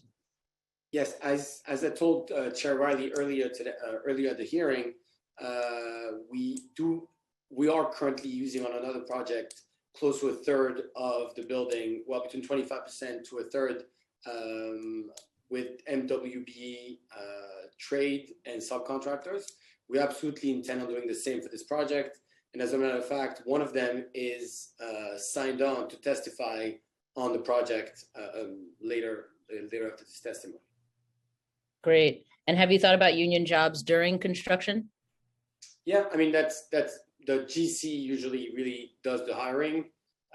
We're obviously not at that stage yet. But yeah, we was probably, I mean, inevitably some of a decent chunk of the trades would be union. Okay, and then I believe this might be my last question. What is your response to those who believe that approving additional large-scale, predominantly market rate buildings may encourage more gentrification and displacement? So that's a simple question. So again, with my limited, I can't claim to have a full comprehension of the macro impact and all of the many impacts being involved. All I can say is that by committing to provide more of the tools that have already been created by the city, I commit to doing more than necessary, right? So by providing more than the required MIH units, I am going above and beyond what city envisions as a responsible development. After that, I mean, it's a relatively deep question to answer. I would hope that, like I said, the 25 or 30% affordable units that we're providing really help alleviate that issue. And at the same time, the one thing I would answer compared to many applications that I've seen is that this is located on a strictly industrial site, which will generate absolutely no displacement from the actual project. We're not demoing any buildings. We're not vacating any tenants. We have an empty junkyard and storage space, which is making way for a residential building, which will contain 60 affordable units, amongst other things. So I would hope that really it doesn't end up causing any displacement, quite the opposite. Thank you. I appreciate everyone's time. Chair Riley, subcommittee members, council, and staff. Thanks for allowing me the opportunity to ask my questions. Thank you, Council. Thank you, Councilmember Hudson. Just so everyone's on notice, we're going to be putting the panelists and the council members on mute. If you want to ask a question or respond to a question, just use the raise hand function and the Sergeant at Arms will call on you. I now invite my colleagues to ask questions. If you have questions for the applicant panel, please use the raise hand button on the participant panel. Do any council members have any questions for this panel? Chair, I don't see any council members with questions. Thank you, Council. There being no questions for this panel, the applicant panel is excused. Council, are there members of the public who wish to testify on 1034-1042 Atlantic Ave proposal? Yes, Chair, we have several members of the public that have signed up to speak for this item. So I would just make a brief announcement that for members of the public here to testify, please note that witnesses will generally be called in panels of 4. And if you're a member of the public, sign up to testify that on the 1034-1042 Atlantic Avenue proposal. Please stand by when you hear your name being called and prepare to speak when the chair says that you may begin. Please also know that once all panelists in your group have completed their testimony, you will be removed from the meeting as a group and the next group of speakers will be introduced. Once removed, participants may continue to view the live stream broadcast of this hearing on the council website. We will now hear from the first panel, which will be comprised of Sarah Lesueur, Elaine Weinstein, Peter Crashes, and Mimi Mitchell. Members of the public will be given 2 minutes to speak. Please do not begin until the Sergeant at Arms has started the clock. You'll be given 2 minutes. After 2 minutes is finished, we will ask you if you could stop and you could give the rest of your remarks to the Land Use Committee. You may begin as soon as we get you guys in. Do we have them in, Council? Let me double check, Chair. So the first person on this panel will be Sarah Lesueur. Time starts. Sarah, are you there? Yeah, hi, my name is Sarah Lazar and I am a member of the Crown Heights Tenant Union and I am also a member of the CB8 Land Use Committee. Okay, thank you. So one item that Councilmember Hudson brought up that's really important is the amount of displacement and the racially specific displacement that's taken place in this neighborhood. And, you know, as a CHTU member, I want to sort of focus on that particular angle at the moment. Some people have probably read 19,000 Black people have already been displaced from Community District 8, which is both Crown Heights North and Prospect Heights between 2010 and 2020. And this is more than any other community district in the entire city. And DCP's own study of the M-Crown area shows that 11,000 of those Black people were lost from the M-Crown area. And during this time period, the land values and rents have skyrocketed because our neighborhood was targeted by the real estate industry. And of course, the first casualties of this were, of course, Black tenants and homeowners. And if you've been following the news, the Crown Heights Tenant Union has just fought a very intense battle alongside a family of Black homeowners in CB8 to prevent them from being evicted from their home where they've lived since 1951 because they were targeted for deed theft. Like so many other Black homeowners in central Brooklyn, where skyrocketing property values have made deed theft to be a very attractive scheme. So our union's members are both long-term residents and new arrivals, and we fight together because we all lose out when the real estate industry is given carte blanche to maximize profits with no regard to the community stability or well-being. And that's why we're calling for the community to be allowed to set the agenda for our own neighborhood. We want community planning. Time.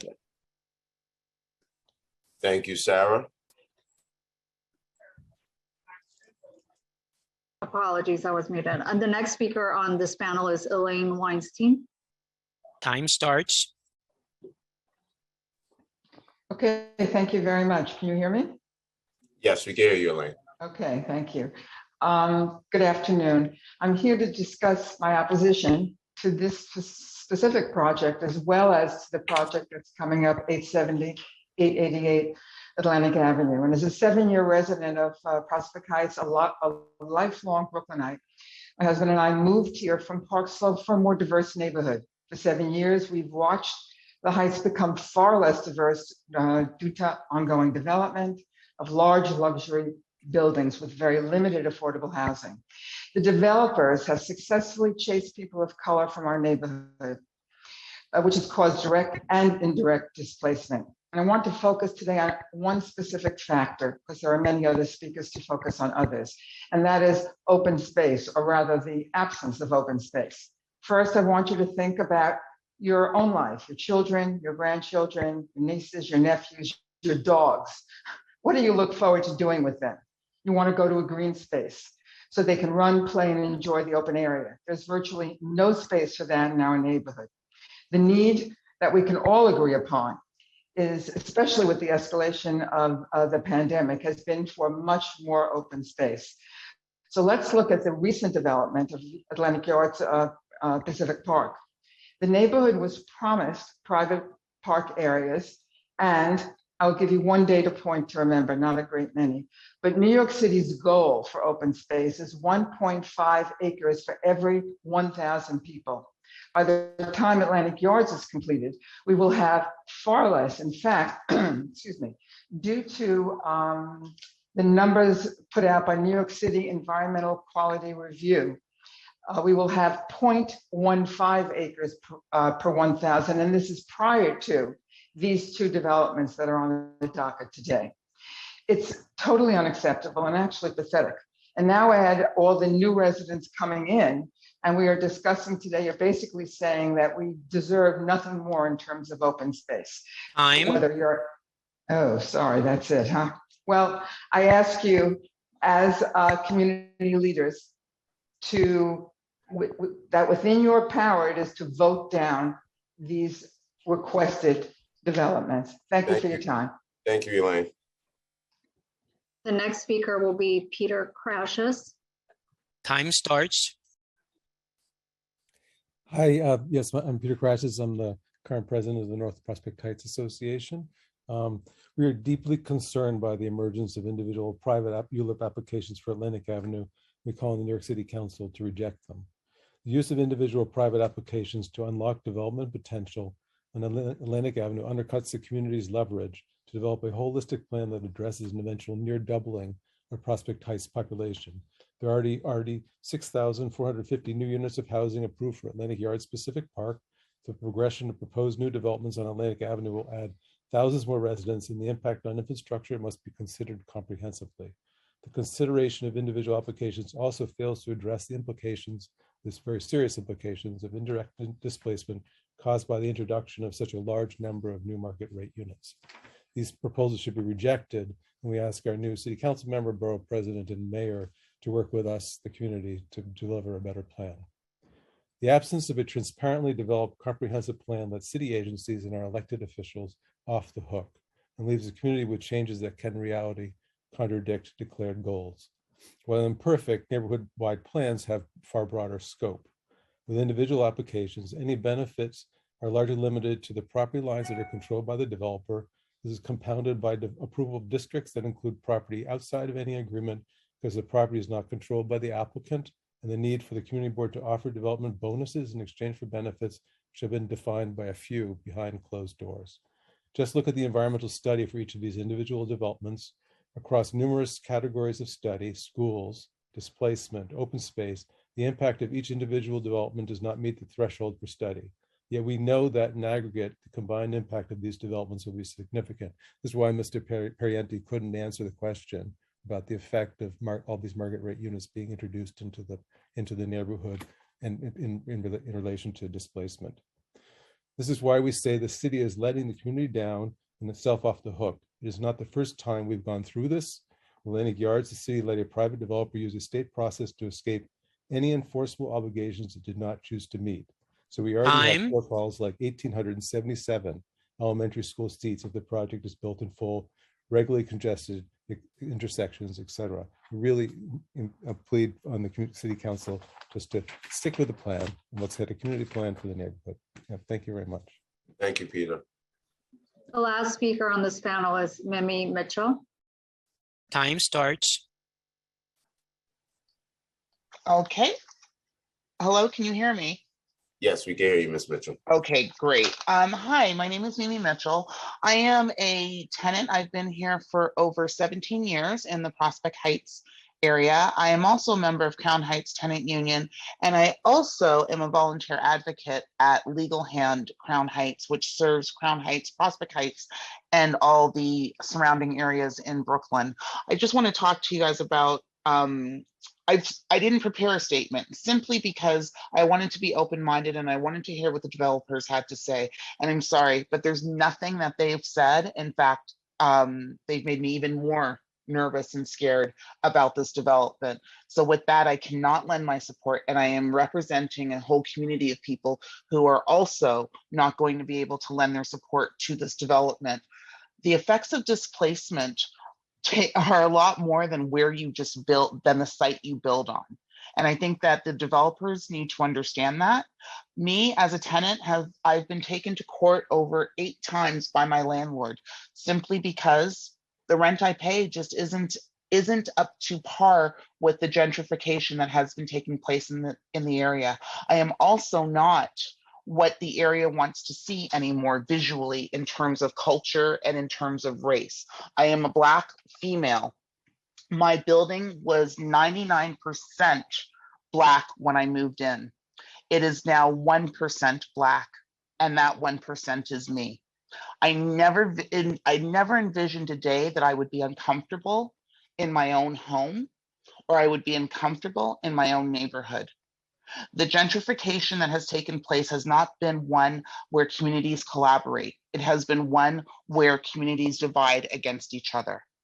This development will only create more of that. And that's also due to the economic disparity that happens between our communities. Time. The amount, sorry. Thank you. Thank you, Ms. Mitchell. Chair, the next panel will be Sharon Weatherburn, Marissa Williams, Reverend W. Taharka Robinson, James Neville, and Bilma Pearlstein. So the first speaker on the second panel is Sharon Weatherburn. Time starts.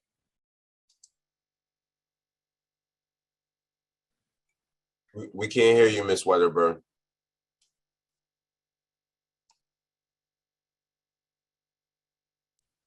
No, we can't hear you. Sir, I think she is unmuted. I believe she's having some trouble with her audio. Yeah, Ms. Weatherburn, I think it's your audio. We could circle back with you if you want to just fix it real quick. Is that okay? Just give me a thumbs up if that's okay. All right, let's circle back to Ms. Weatherburn. Council, please. Yes, so the next speaker, while Ms. Weatherburn works on her audio, will be Marissa Williams. Time starts. Good afternoon, Chair Riley and members of the committee. My name is Marissa Williams, and I'm a representative of 32BJ here on behalf of the more than 85,000 members to express our support for this project. We're pleased to announce that the developer EMP Capital has reached out early to make a credible commitment to provide prevailing wage jobs to the future building service workers at this site. These jobs are typically filled by local members of the community, and because of this commitment, will pay family-sustaining wages, which help bring working families into the middle class. These apartments are needed for working people in Brooklyn. This commitment to good prevailing wage jobs will give opportunity for upward mobility, security, and dignity to working class families. 32BJ supports responsible developers who invest in the communities where they build. We know that this development will continue to uphold the industry standard and provide opportunities for working families to thrive. Thank you. Thank you, Marissa. The next speaker on this panel will be Reverend W. Taharka Robinson. Time starts. Good afternoon. Thank you, Mr. Chair, and to the members of the committee. I just want to say, first of all, that everyone's talking about people being displaced. And it seems as this project would allow an amount of housing, permanently affordable housing, providing a higher percentage of affordable housing at a deeper affordability than the other prior zonings. Now, also, this project was approved by the former borough president, who's now a mayor, and the former city councilwoman. And so what I'm trying to understand is that what I'm stating is that we do need more housing and more affordable housing that we need to do, and we can get this housing as soon as possible. And we are for rezoning, but it doesn't need to be delayed. It doesn't need to be rezoning delayed, because what will happen is it will take a number of years to put this project back together. That's also already been approved by Community Board number 8. Thank you. Thank you, Reverend. Council, can we try Ms. Weatherburn to see if she's working? Ms. Weatherburn, can you try your audio?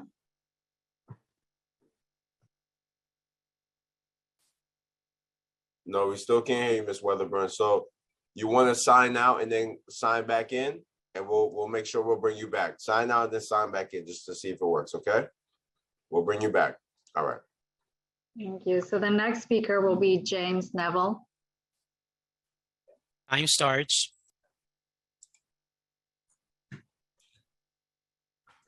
Hello? Can you hear me? Yes, we can hear you, Mr. Neville.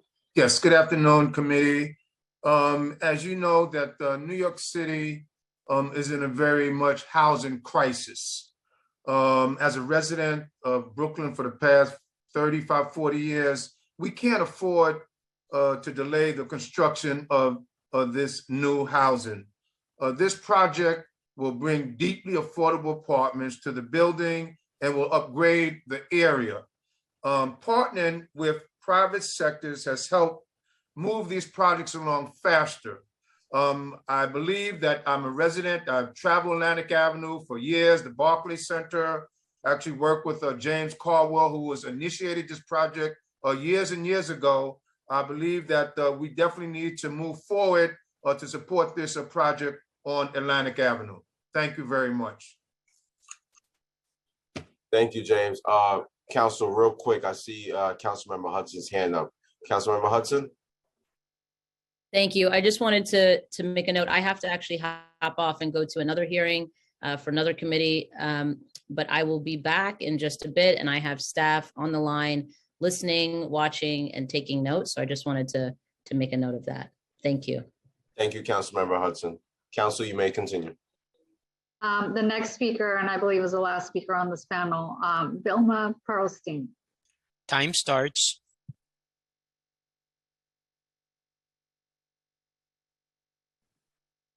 Vilma, are you there? Hello, can you hear me? Yes, we can hear you, Vilma. Okay, hi. So I'm Lima Perlstein. My company is Perfect Enterprises. I'm a minority woman's owned city certified construction business company. I've been working with Mr. Ellie, and it is the Civic Street project right now. He has awarded me the entire, and I'm doing the entire envelope of the building. I'm doing his exterior windows, his EIFS, waterproofing, and roofing. And this job has been so amazing to me. It has been helping me get the business rolling. I have the nicest things to say about these. Sorry about that. Do you hear me? Yes, we can hear you now. You keep going mute and then you're unmuted. Okay, yeah, sorry, because someone was calling in. So I just have the nicest things to say about these people. They're definitely, their goal is to help the community, to help the local businesses, to help us, the minority businesses out there that struggle, you know, sometimes to get work, especially as a woman. I'm always the underdog in the construction field. So having this opportunity with him on this other project, and hopefully if he gets awarded this, if I can do, I can do some more business with him. I definitely highly recommend it. I think it's a project we all need. The city, the locals, the residents, everyone's greatly going to benefit from this. So definitely a yes for me. Thank you. Thank you. Chair, that was the last speaker on that panel, and I don't see any council members with questions. So I'm going to move on to call on the next panel, which will be Jack Robinson, Nicole Lamy, Kaja Cool, Kathy Iseline, and Esteban Giron. First speaker will be Jack Robinson. Time starts.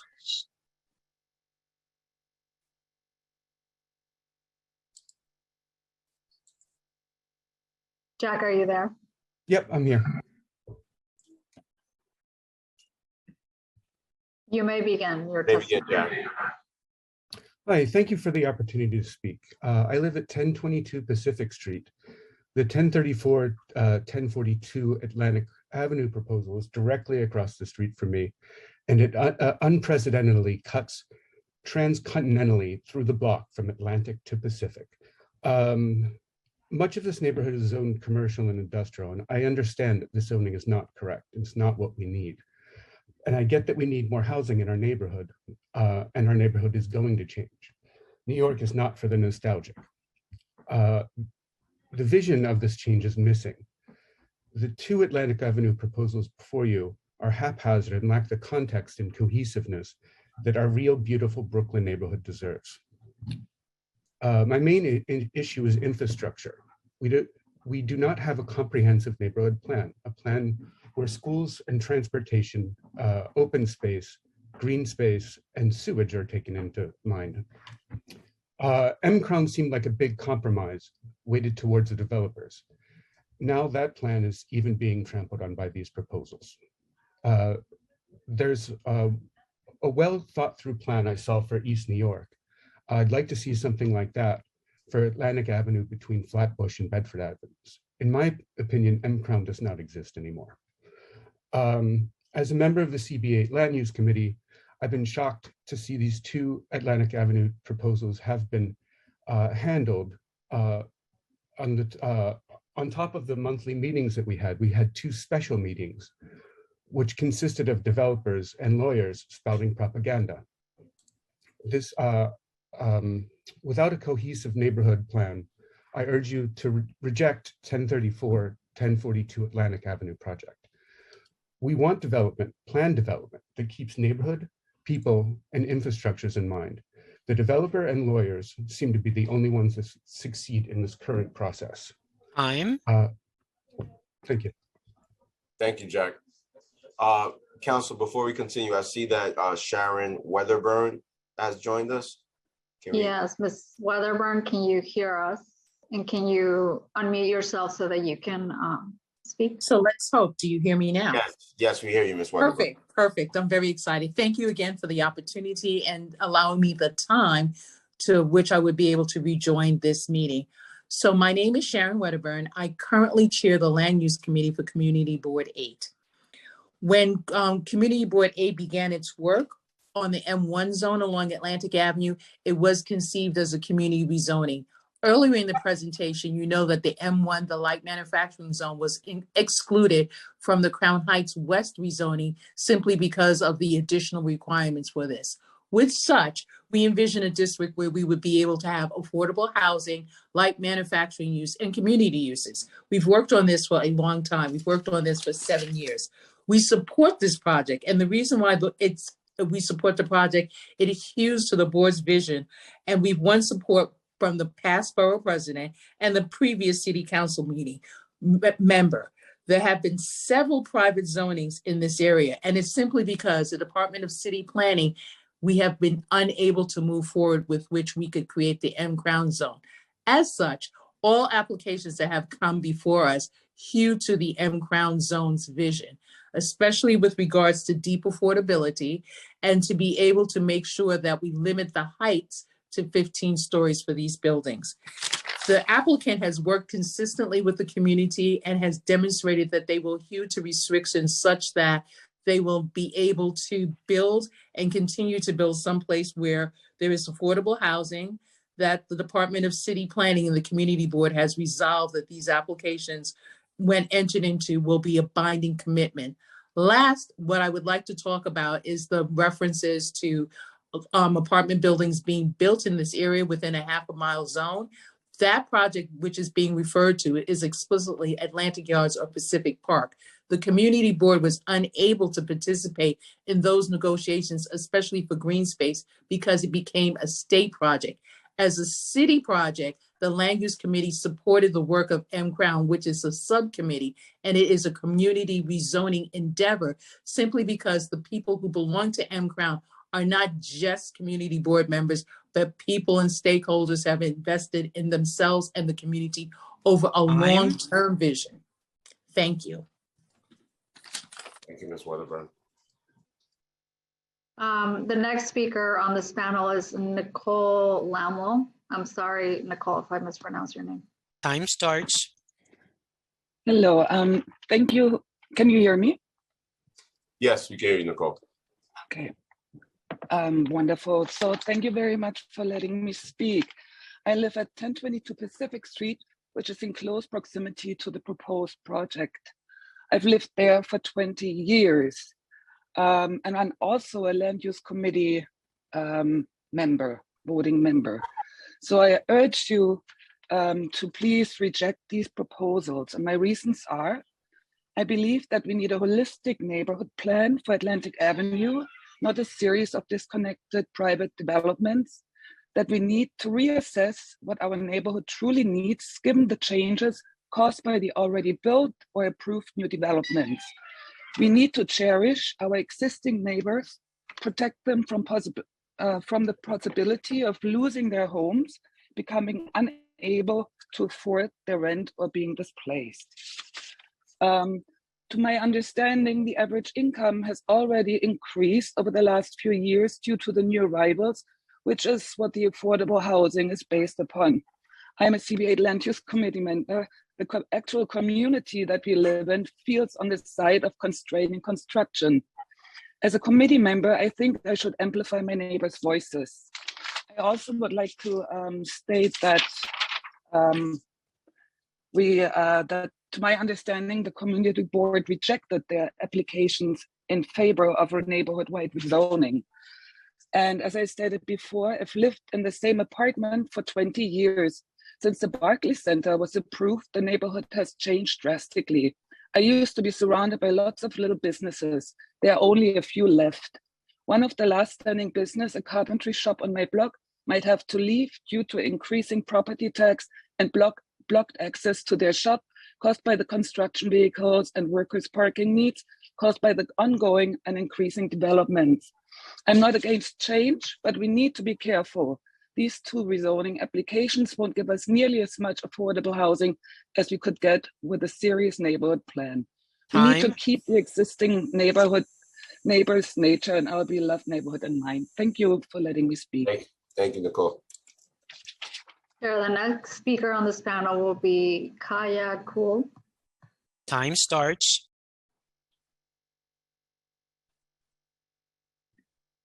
Can you unmute? Sorry. Hi. Hi, my name is Kaya Ku. I'm an urban planner. I'm the principal of a Brooklyn-based planning firm called You Are the City. We do community engagement and urban design. And as the two previous speakers, I'm here to ask you to consider rejecting this and the following application for 17-story market rate residential buildings, and instead support what Councilmember Hudson has asked for, a community-led comprehensive planning effort for this stretch of Atlantic Avenue that could generate much needed affordable housing.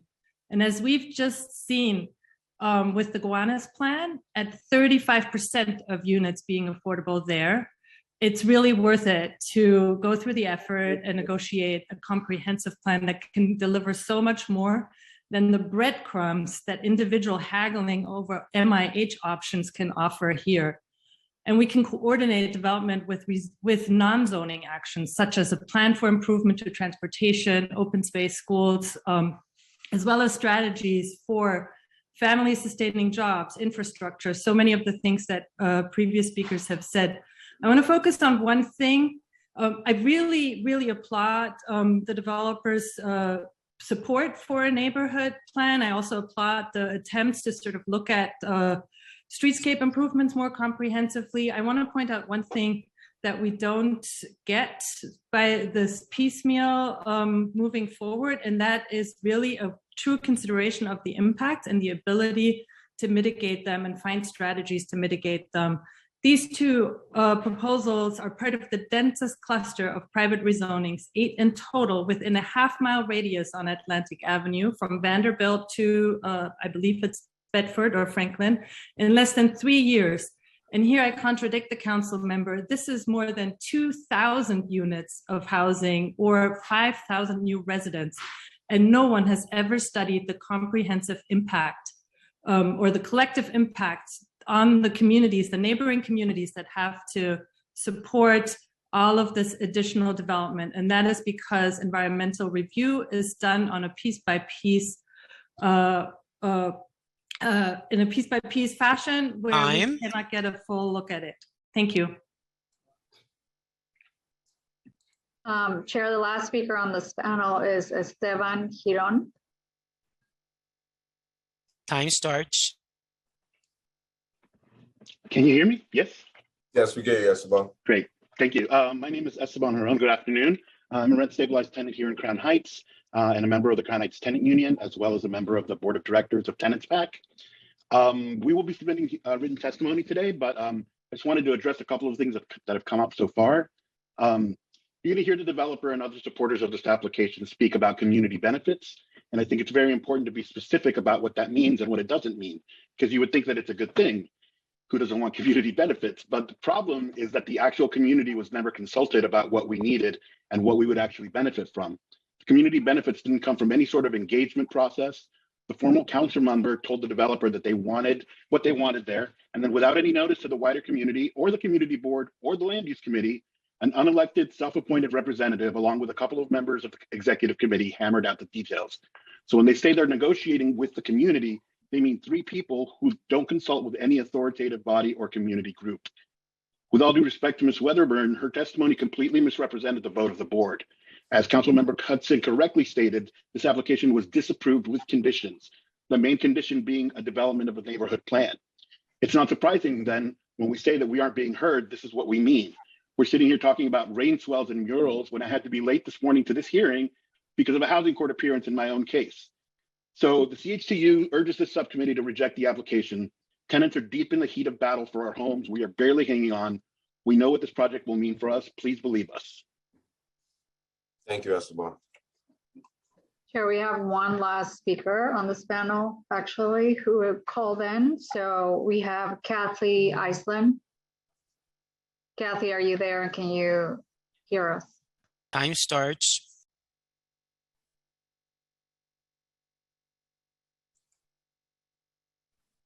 Kathy, can you hear us?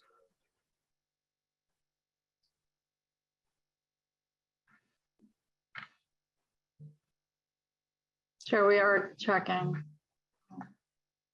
Yes. Can you hear me now? Yeah, we can hear you, Kathy. Thank you very much. Thank you. I apologize. There's an optimum outage in the north part of Prospect Heights, oddly enough. My name is Kathy Islin. I thank you for this opportunity to speak. I, like many of the other speakers, are a member of the CDA Land Use Committee, a board member of North Prospect Heights Association, and a North Prospect Heights resident.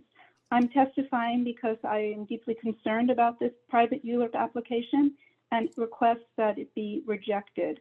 In particular, as many of my colleagues and friends have noted already, I object strongly to the use of CB8 agreements as part of individual applications as a replacement for necessary neighborhood-wide planning, which would allow as a replacement for city planning and for a neighborhood-wide plan, which would allow our neighborhood and this large section of Brooklyn to secure the attention and proper review by city agencies that we deserve, and which will improve our city for current and future residents.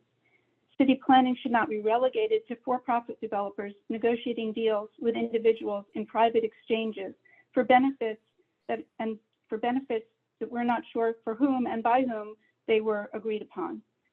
One only has to look at the skewed outcome of private CBA negotiations at the recently approved 840 Atlantic Avenue to recognize that the community was not well served by the outcome of these kinds of negotiations. This application, combined with that at 870, 888 Atlantic Avenue, will not yield nearly as much affordable housing, nor the other possible benefits we can achieve with serious neighborhood planning. Building a vital neighborhood requires a wide range of planning, including public input from as wide-ranging cross-section of residents as possible to discuss genuinely affordable housing, displacement and racial impact studies, consideration of public transit, streets, sidewalks, pedestrian crossings, wastewater, school seats, and least we forget open space deficits. Please reject this application in favor of a better outcome for our neighborhood and for Brooklyn. And one should think that the time it would take to do this is much more important than establishing these two buildings within the next 2 years. Thank you very much. Thank you, Kathy. Chair, that was the last speaker on this panel, and I don't have any more panels to announce, so I will just do a last call. So if there are any members of the public who wish to testify on the 1034, 1042 Atlantic Avenue proposal, please press the raise hand button now. And we will stand at ease for a few seconds just to check for any newly registered members of the public.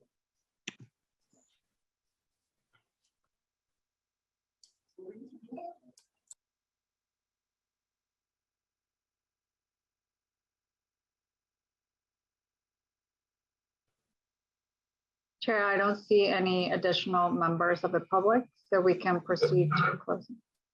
Council, I do see one hand raised. Can you just make sure there?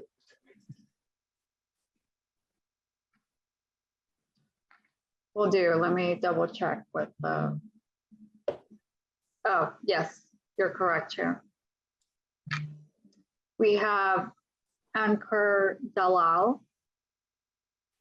Can we admit him to Ankur so we can have Ankur testify? Hi, can you hear me? Yes, we can hear you, Ankur. Go ahead. Thank you for letting me speak. I'm actually registered to speak for the next proposal, but I also wanted to just voice my support for this project. I am enthusiastic about the possibility of new affordable housing in the neighborhood. And as I'll testify further in the next application, I strongly believe that the best way to combat displacement is to just build more homes. We desperately need more housing in New York City. Over the last 10 years, our population, according to the census, has grown by more than 600,000. That's the size of some major cities in this country. And we just added that to our city in the last 10 years. But we don't build enough housing to house all of these new people. We built only about 200,000 homes in the last 10 years. And since the pandemic, things have gotten only worse because after the pandemic has begun to end, many more people want to come back to the city and rents are going through the roof. The only way to help mitigate this problem is to actually build more housing. And I know some of the speakers said it's worth waiting until we get a comprehensive plan passed. I have no objection to a comprehensive plan, but these things can take a very long time. The Gowanus comprehensive plan took almost 10 years to complete. We don't have 10 years to wait for homes. If you're somebody who's looking for a home or somebody whose rent has gone up 30 or 40% in the last year, we need new homes as soon as possible, and this project will deliver them. So I support it. Thank you. Thank you, Anchor. Council, I think we have one more person. Yes, we have Alan Rossner, Chair. Alan, are you there?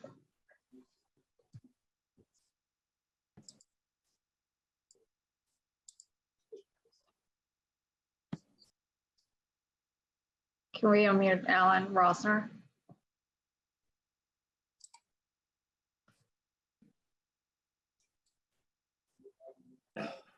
I'm sorry. We can hear you now, Alan. Oh, good. Thank you. Okay. Yes, I'm really scheduled to speak to the next for the next event, but the next building. But it's really the same issue for both of these buildings, in that there is no plan for open space and in development. And in fact, that's the problem with the M Crown. There really is nothing in M Crown that deals with creating open space. It's all about just how to use space that's already there, but there's no open space to be had. There's also, the M Crown didn't deal with the issue of secondary displacement.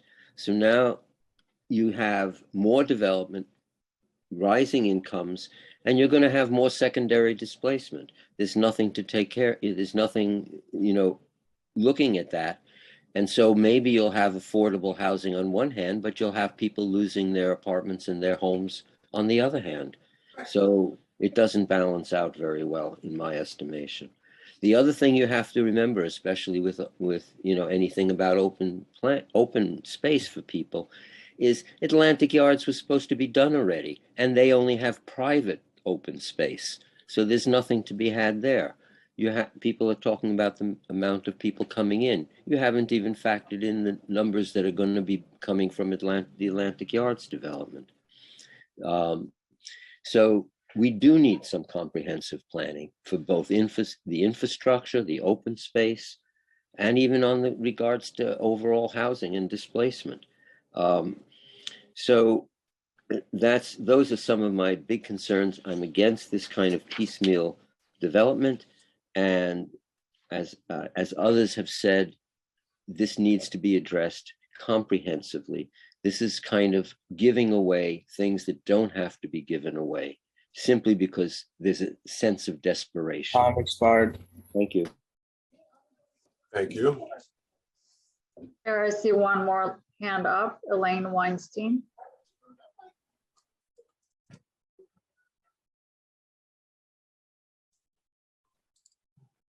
Elaine, can you hear us?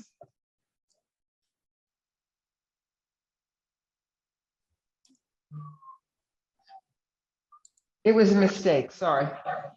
Oh, she already testified, Chair, so apologies. Thanks, Elaine. We'll lower your hand. So, Chair, I don't see any other hands up for people waiting to testify, so we can go ahead and close this hearing. Thank you, Councilor. There being no other members of the public who wish to testify on LUs 20, 21, and 22 relating to the 1034-1042 Atlantic Avenue proposal, the public hearing is now closed and the items are laid over. I will now open the public hearing on LUs 23, 24, and 25 relating to the 870-888 Atlantic Avenue proposal in Councilmember Hudson's district in Brooklyn. This application seeks a zoning map amendment to rezone an existing M1-1 district to a C6-3A district and a related zoning text amendment to establish an MIH program area and a special permit to reduce residential off-street parking. For anyone wishing to testify on this item, if you have not already done so, you must register online, and you may do that now by visiting the council's website at council.nyc.gov/land use. Once again, council.nyc.gov/land use. Council, please call the first panel for this item. The panel for this item will be Richard Lavelle, Bayam Baton, Noah Bernstein, Joel Teitelbaum, and Nick Liveris. Council, please administer the affirmation. There are some of you who are sworn in already. So Richard Lobel, Fayan, and Nick, you have been sworn in. So for Noah Bernstein and Joel Teitelbaum, can you respond to my question when I call your name and raise your right hand? Do you affirm to tell the truth, the whole truth, and nothing but the truth in your testimony before the subcommittee and in your answer to all council member questions? Joel Teitelbaum? Yes, I do. And Noah Bernstein? I do. Thank you. For the benefit of the viewing public, if you need an accessible version of this presentation, please send an email request to landusetestimony@council.nyc.gov. Once again, landusetestimony@council.nyc.gov. And now the applicant team may begin. Panelists begin. Panelists, as you begin, I'll just ask you to please reinstate your name and your organization for the record, and you may begin. Thank you, Chair Riley, council members, members of the zoning subcommittee. Good afternoon, Richard Lobel of Sheldon Lobel PC. I join the applicant team in representing Joel Teitelbaum on the 870 to 888 Atlantic Avenue rezoning. Can you please load the slide presentation? So this is a rezoning on 870 to 888 Atlantic Avenue. Next slide. The project area consists of 7 and a partial eighth lot, and the subject site is 20,000 square feet. Is a 20,000 square foot parcel located along Atlantic Avenue. The following are the proposed actions: a zoning map amendment to change the existing M11 to a C63A zoning district, again requesting R9A in bulk. The second action, of course, a zoning text amendment with regards to mandatory inclusionary housing to require 25 to 30% affordability for the project, depending on option 1 or 2. In actuality, after discussion again with the community boards and stakeholders, we are introducing option 1 and option 3, which can be discussed later in the presentation.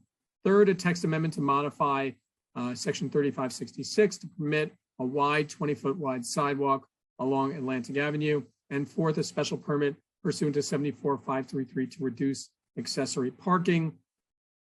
The proposed actions here would facilitate the development with a new, at the time, 17-story mixed residential, commercial, and community facility building with retail and approximately 228 dwelling units. Nick Liberis, the project architect, will be able to discuss the breakdown in square footages and layouts later in the presentation. Here we would be creating approximately 57 to 69 affordable units, depending on whether option 1 or 3 was selected. Again, the applicant here was choosing to provide greater affordability than is required in area-wide rezonings generally by the city. We note again, and we'll read the community board approval, so there's no questions about the nature of the approval. The community board did issue a determination that said that they wanted to allow for an area-wide rezoning. This is something which we mentioned and agree with. However, understanding that, the text was that if that is not possible for an area-wide rezoning, the committee recommends the following possible scenarios.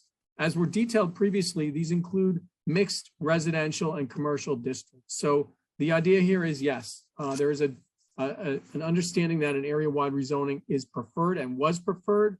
But again, in the absence of that area-wide rezoning, you now have 7 years of increased population, not matched by an increase in residential units, and rents which now exceed 30 to 40% greater over that 10-year time span. So this is, as has been described, a dire situation, and one which would be addressed by the application which is before the council. Next slide.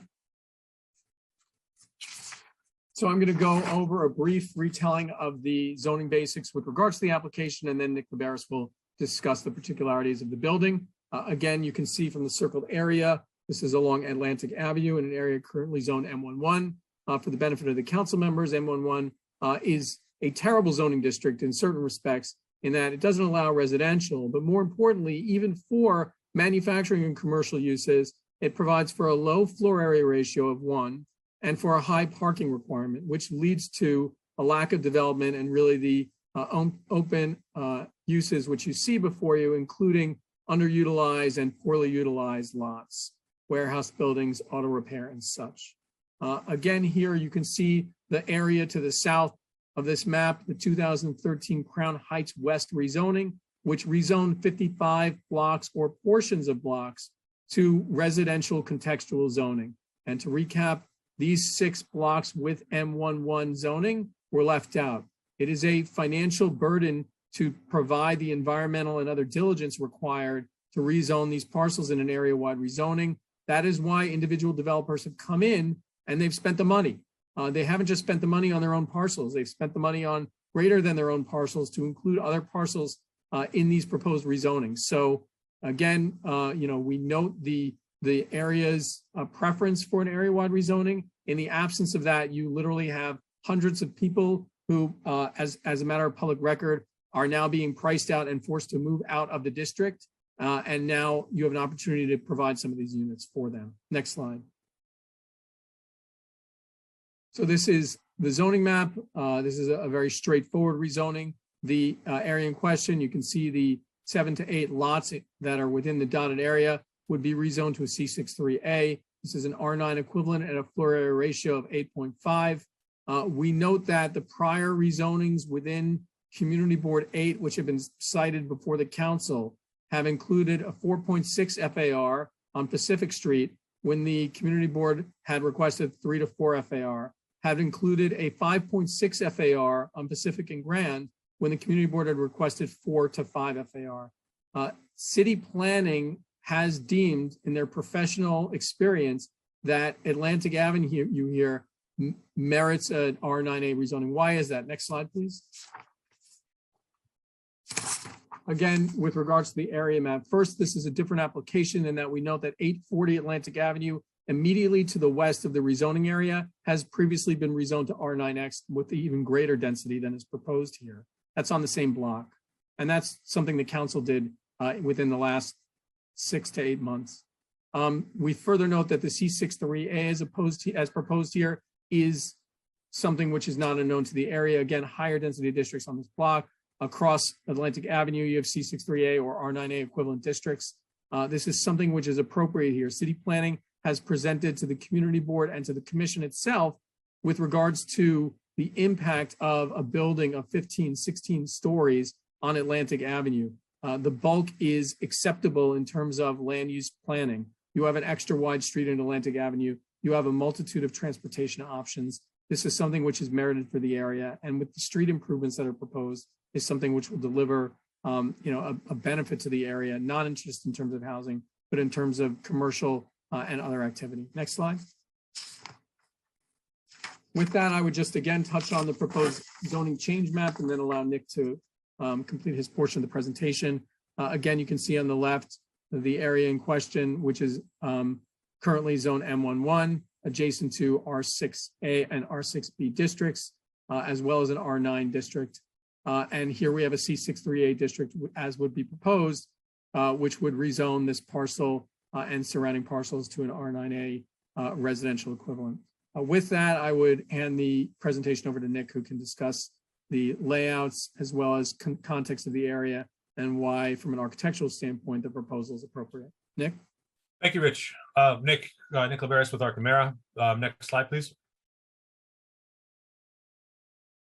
So the site, again, is extremely proximal to the Pacific Park development coming up, and there's a natural barrier that city planning had originally contemplated as being at Vanderbilt Avenue, but when we, with city planning, looked at it more closely, it became apparent that the Washington Underhill area, right to our east, to the east of the block, was the more natural boundary for a step down for bulk. And this is what opened up the conversation initially about the bulk that Rich was mentioning. So again, same as 1042, this is on a very busy street. It's anticipated as being a commercial strip. Next slide, please. So again, this is the M Crown. I think despite the feelings pro or con against it, I think there's some things that that kind of make indisputable sense. In that Atlantic is a very broad and very active street, and it's something that elsewhere in the city would be developed as a high density mixed use area. So this is that M Crown vision. Next slide. The proximity to all of the transportation infrastructure is quite good on this site. It's as densely innervated as any other place in the city, just in terms of how much access it has to buses, to train stops, etc. Next slide, please. This is the subject building. We've also taken care with this building to kind of disaggregate the form so as to allow as much light to the street as we can. We've also suggested per our client to do both options 1 and 3 at a level that is higher than the framework that's in the zoning. So the building is 200 feet by 100 feet deep at the base, and then it has the regular setbacks at the front and at the rear that we could briefly touch on later. But the subject site is 20,000 square feet. The building would be about 210,000 square feet gross, including a single cellar. There would be some limited parking provided. The way that it's set up right now, there's 228 units proposed, and between 25 and 30% of that would be proposed to go to permanently affordable MIH units. Next slide, please. So this is a unique community board in that they're one of the, I think, 2 in the city that have been able to get these restrictive declarations done. So this was the same model that we assumed for this, and this was something that when my client had reached out to several community groups on, this was the space that that seemed to make the most sense, both in terms of its proximity to the more quiet Washington side of the block, and also in how it was able to kind of cleanly turn into a two floor type of offering. So what's offered right now is 4,200 square feet between the ground and the cellar floor of school use, and this is approximately 30% of the ground floor commercial, which has been proposed. Next slide, please. This is a slide showing the unit distribution and the front elevation throughout the building. You can see 17 stories. As it tapers up to the top, there's fewer and fewer units. Next slide, please.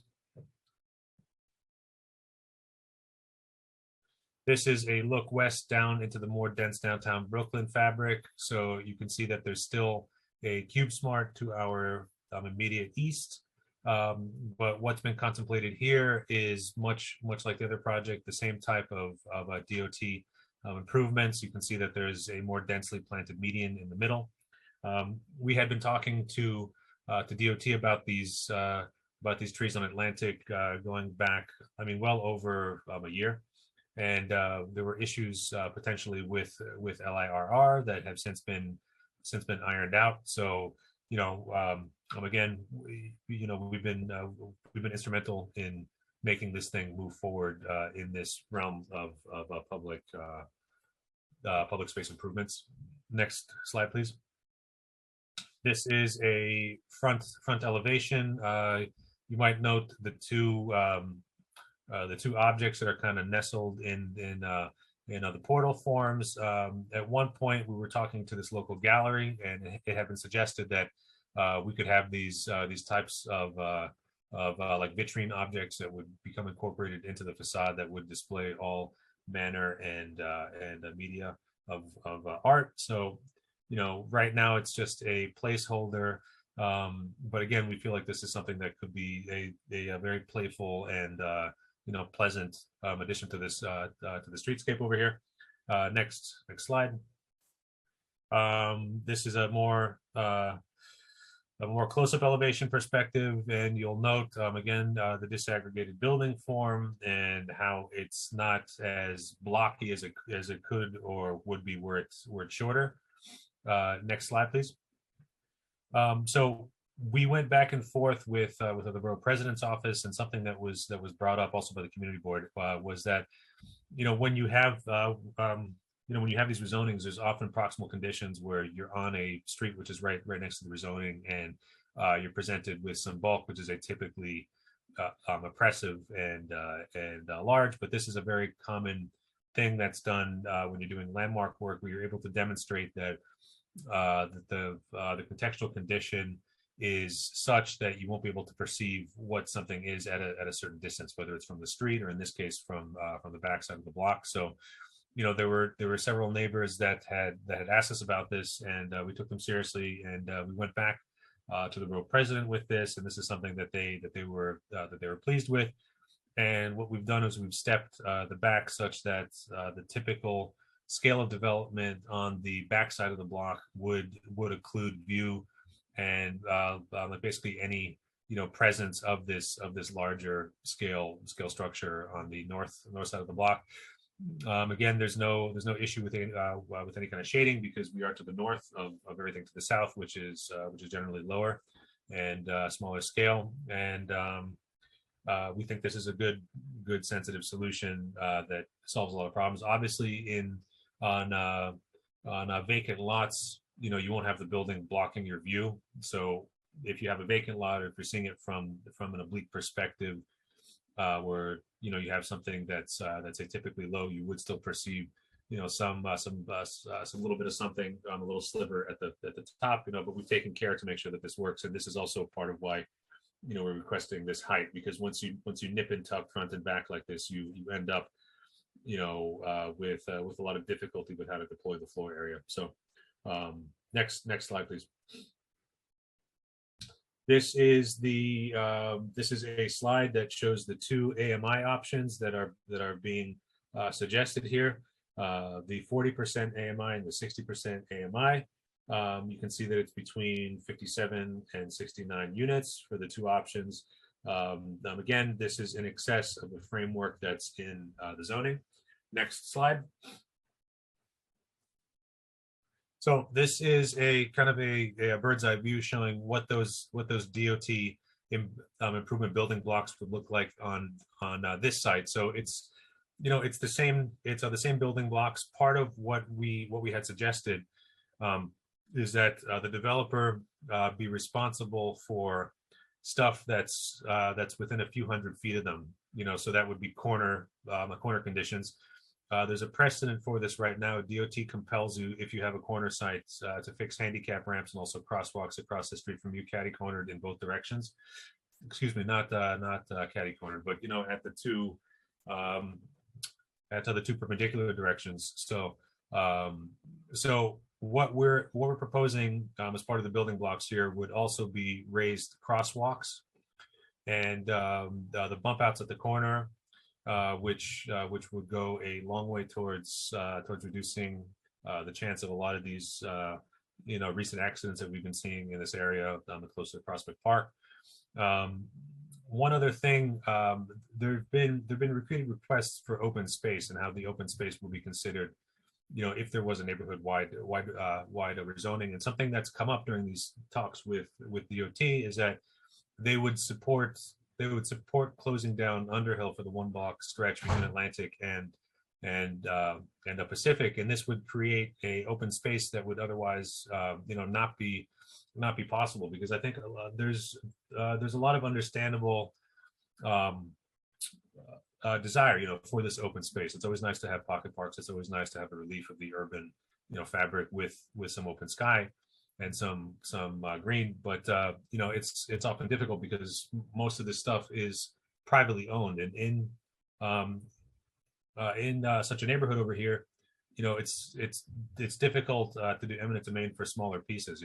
It's something where if you're in like let's say Williamsburg and you have these substantial pieces that the city has been working on for a long time, it's something that can happen. But this is kind of this was a very interesting gift that kind of fell into our laps. So it seems that this could happen, and thank you Joel, for helping us push this through. So anyway, So what we get over here, when you consider these two projects, 1042 and 880, over a 5-block stretch between Vanderbilt and Franklin, excluding the Armory block, you can basically take care of 40% of the stretch on the south side of the street. So this is something that we think is a major benefit here. And again, just to be clear, the green, the sustainable, the big sustainable get over here would be the, I can't seem to annotate here, but would be that the catchment area that's directly in front of the building, which in this case, it's not a small catchment area. It's like another, probably, let's say 70 by 200, like another 14,000 square feet, would be directed into the building's detention tank, which would upsize the detention tank, and you'd end up, doing a lot to combine this very serious problem of a combined sewer overflow. So you can see here the typical constituent parts of this. If you could just go to the last slide, please. There's this. Can you go two slides back, please? So there's a premium placed on the safety of the sidewalk occupant and of people crossing the street just in general, with that raised crosswalk. And you can see that there are cast in place barriers here, which have been painted, which are planted at the top, and these are standard DOT elements. So each of these is of a piece with the DOT street design manual, and we've taken care to make sure that this is all stuff DOT can recognize and easily work through if and when the community board gets involved with this. Next slide, please. This is a reverse shot, just showing how it goes a long way towards making this sidewalk, which right now is very thin and very, very barren, into something which is much more pleasantly habitable. Next slide, please. And I think this is the last shot, this next slide, of right in front of the building, and you can see that the combination of that rain swale and of the street plaza and of the width and of the trees and all this stuff goes a long way towards making a much more pleasant experience for people coming here, because the worst thing we think, well, this is obviously not the worst thing, but something which would be horrible is if you had development, even with a neighborhood-wide rezoning, and you didn't include such elements, and you end up with something that, even though you have the potential for density, it just isn't attractive enough to compete with other neighborhoods in the area. So this is something where we think you could have a very very much more pleasant sidewalk experience, and we think that it would be a great model for the north side of the street and for other places up and down Atlantic. Next slide, please. And that might be the last slide. So with that, my presentation concludes. Thank you. Thanks, Nick. Sure. Just give me 1 second, sorry.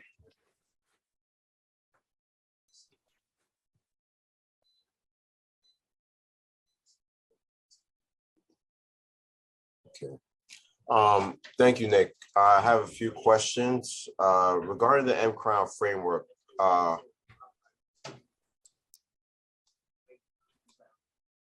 No, actually, I'm sorry, Nick. I actually don't have no questions. Those are from the last one. I apologize. Councilmember Hudson, do you have any questions for this applicant panel? I do. Sorry, just one second. All right, I would like to turn it over to Councilmember to answer questions.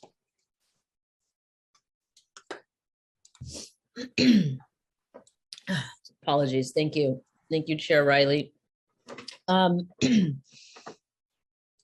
A couple of questions. How long have you owned the property on Atlantic Avenue?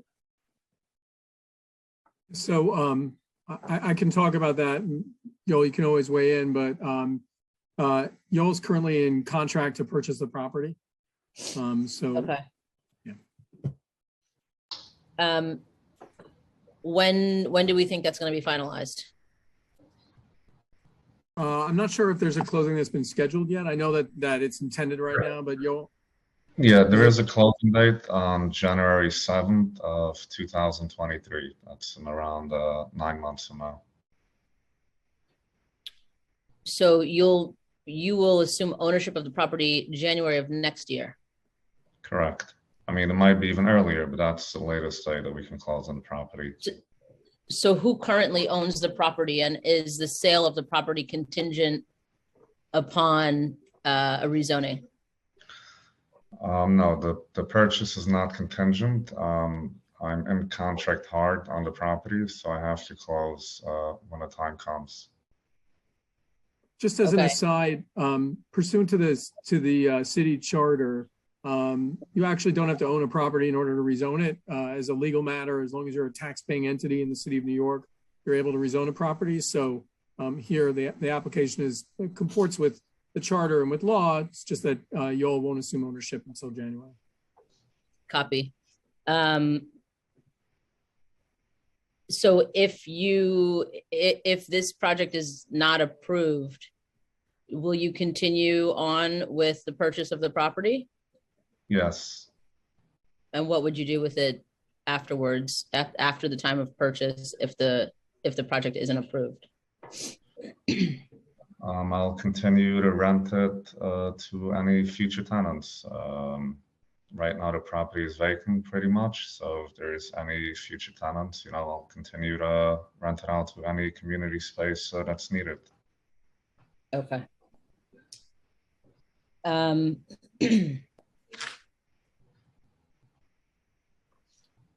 What sustainability and resiliency measures are incorporated into the building's design and construction, such as incorporating blue, green, white roof treatment, passive house, rain garden, solar panels, and or wind turbines? Nick, can you address that? Sure. Oh. Yeah, we'd be seeking to do all of the above except for the wind turbines. Typically we've been using triple pane glazing almost exclusively going back to 2011, we have a few passive house projects. We'd be pushing geothermal. This is a really good site for geothermal over here. To anticipate your next question, it would be all electric. Okay, cool. Thank you. How does this proposal address making Atlantic Avenue safer for pedestrians and cyclists? I think the way that we've kind of drawn it up, even if let's say the worst case scenario, we weren't able to get something done with DOT, we would still be doing the rain swales. They would just be pushed back a bit, and I think there's always on such a street, you have to be very, very mindful of how you're trying to curate this sidewalk environment. So we would still have the bollards. In the event that we had street side dining, we would be providing the concrete barriers as well. So we're always thinking about it. Okay, thank you. Do you have a plan in place to ensure local hiring and MWBE participation during construction, and specifically locally owned Black and Brown subcontractors? Sure. So I'll answer just in the course of our other hearings, including with the Brooklyn Borough President. One of the conditions of that approval, which Yoel executed a letter of consent, was that he retained Brooklyn-based contractors and subcontractors, especially those designated local business enterprises, LBEs, consistent with Section 61081 of the city's admin code, and minority and women-owned business enterprises, MWBEs. The commitment there was to meet or exceed standards per local law 1. At that point, it was no less than 20% participation. My understanding from Yoel, you can correct me if I'm wrong, was that we wanted a minimum of 25%. And in addition to which, through the Brooklyn Borough President's office, they requested that he coordinate oversight of participation with an appropriate monitoring agency, and he agreed to that. So while no monitoring agency has been selected, we would be happy to submit to that. Thank you. Good to know. And what about union jobs during construction? Yeah, I don't think, and again, you'll feel free to answer, but I don't think that general contractor has been selected. And I know that while there is going to be union involvement, particularly in terms of 32BJ, that there's no specific designs right now as far as whether union contracting would be used by the GC. Okay, thank you. The M-Crown framework calls for true mixed-use development with housing, jobs, and a diversity of community-enhancing uses such as light industrial, community facility, and arts space. Does your proposal meet these goals? What kind of mixed-use spaces are you proposing? Nick, can you address a little bit the breakdown? In the mixed use spaces, I mean, right now, we are currently contemplating the school use. And then we have another about 12,000 square feet that's currently contemplated as any use group 6 use group 6 type of use, whether that be office or retail, just like whatever the market bears. So it's a very wide street. We think that there's a good chance that some sort of retail or some sort of restaurant use goes in, and that's what's being currently contemplated. Okay, thank you. Since 2019, there have been 5 private applications approved in the M-Crown area that will bring a total of nearly 1,000 projected units of housing.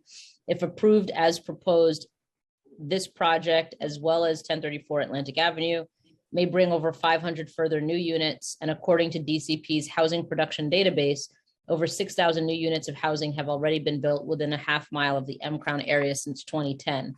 Do you believe that private developers can deliver the infrastructure and planning necessary to accommodate this growth? So I'll start. I think the answer is yes. I mean, there's discussions with regards to DOT and street improvements, which were a large part of our discussions to date. I think probably to the extent that Noah Bernstein, who's here from AKRF, can just address the environmental issues for a moment. As part and parcel of every project, when we go through DCP, we go through environmental assessment and review. And I believe that EARD issued a negative declaration in that regard. So, particularly with regards to this project and any impacts, Noah, could you just briefly address with regards to review whether or not there were any unmitigatable impacts? Hi, yes, Noah Bernstein, AKRF for the applicant. We prepared an EAS and went through the 19 technical areas that SEQA requires. Some of those areas screened out, and there were about 10 areas that required further analysis. However, after a further detailed analysis on those areas, no significant adverse impacts were identified, and City Planning and City Planning Commission issued a negative declaration in September.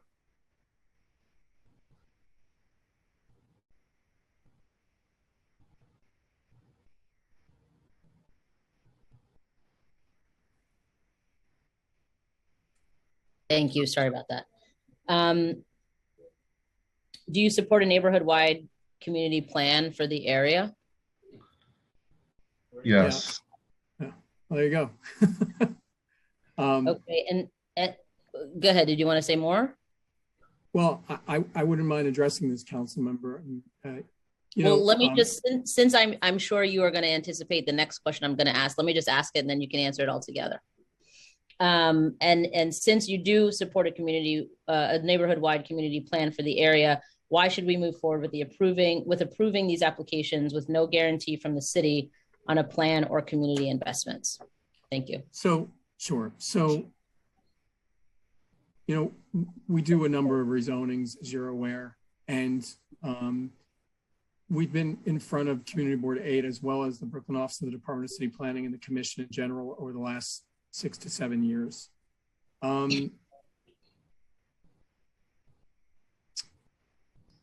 The M-Crown resolutions, as found their origins in 2015, what were they really about? They were really about affordable housing, and they were about job creation. And so when you talk about the prior rezonings that have been done in the area, 3 of those were handled by our office. And so you've got 1010 and 1050 Pacific, as well as the Pacific and Grand Avenue rezonings. And as far as 1010 and 1050 Pacific were concerned, the community board weighed in, and in accordance with their resolutions, wanted mixed-use development at a scale of 3 to 4 FAR. And the applicant there delivered in terms of a 4.6 FAR and mixed-use district.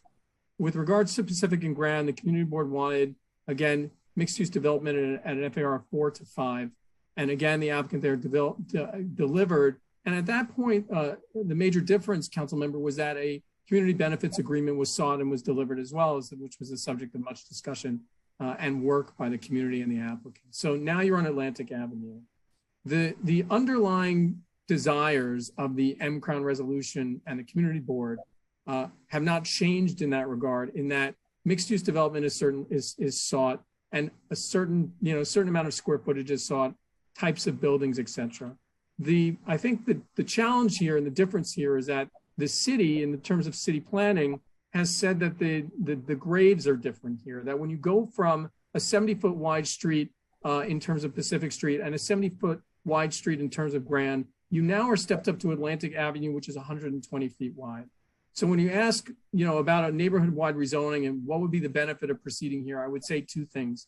The first is that the numbers don't lie. And the numbers basically indicate that in the last 10 years over this census tract, you've had over a 15% increase in population with a 7% or roughly over 7% increase in available housing, which has resulted in 30 to 40% increases in asking rents as well as in median rents for the area. That's a crisis. And whatever obviously there's very difficult and technical issues involved, but in general, if you're providing more of these units, and particularly more of these affordable units, more people will be able to use this housing, and more people in dire economic circumstances will be able to use this housing.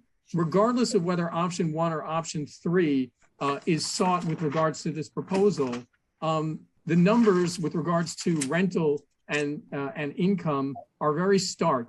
10% of the units in option 1 or more than that in option 3 would be at 40% AMI, which would result in rental rates of $598 to $1,000 for a 3-bedroom, with most of them being between $756 and $900. So I think the issue here and why we think that there's a certain immediacy to a neighborhood to this application in the course of a neighborhood-wide rezoning is because there's families right now who are being priced out of the district and don't have anywhere to live. And so again, the numbers, the data, the facts are what they are. When people cite the Gowanus rezoning, Gowanus offers a good example. You've got a district there in an area where there were an abundant number of manufacturing uses. The Crown Heights West rezoning rezoned 55 blocks in this area to mixed-use to residential districts. That was the easy part. The hard part is to do the work that's required with regards to these M1 lots. It's not a perfect solution, but the applicant here is offering deeper and more meaningful affordability and other amenities that are not offered in many area-wide rezonings. And so it helps, and every little bit helps. And so that's why we think that it can be done, that it's important to do that now. And I also would reiterate that the city themselves, when asked about this, don't say that these applications are a disincentive to an area-wide rezoning. You're not letting anyone off the hook. They still have to address infrastructure. It's just a matter of whether or not you're able in the next 3 years to deliver and to allow some people who are in tough circumstances to be here, or whether or not you have to wait 8, 9, or 10 years. So that's I think, really the reason behind the application, and one of the reasons that Yoel feels strongly about going forward. Thank you for that. Yoel, I think we don't know, much about your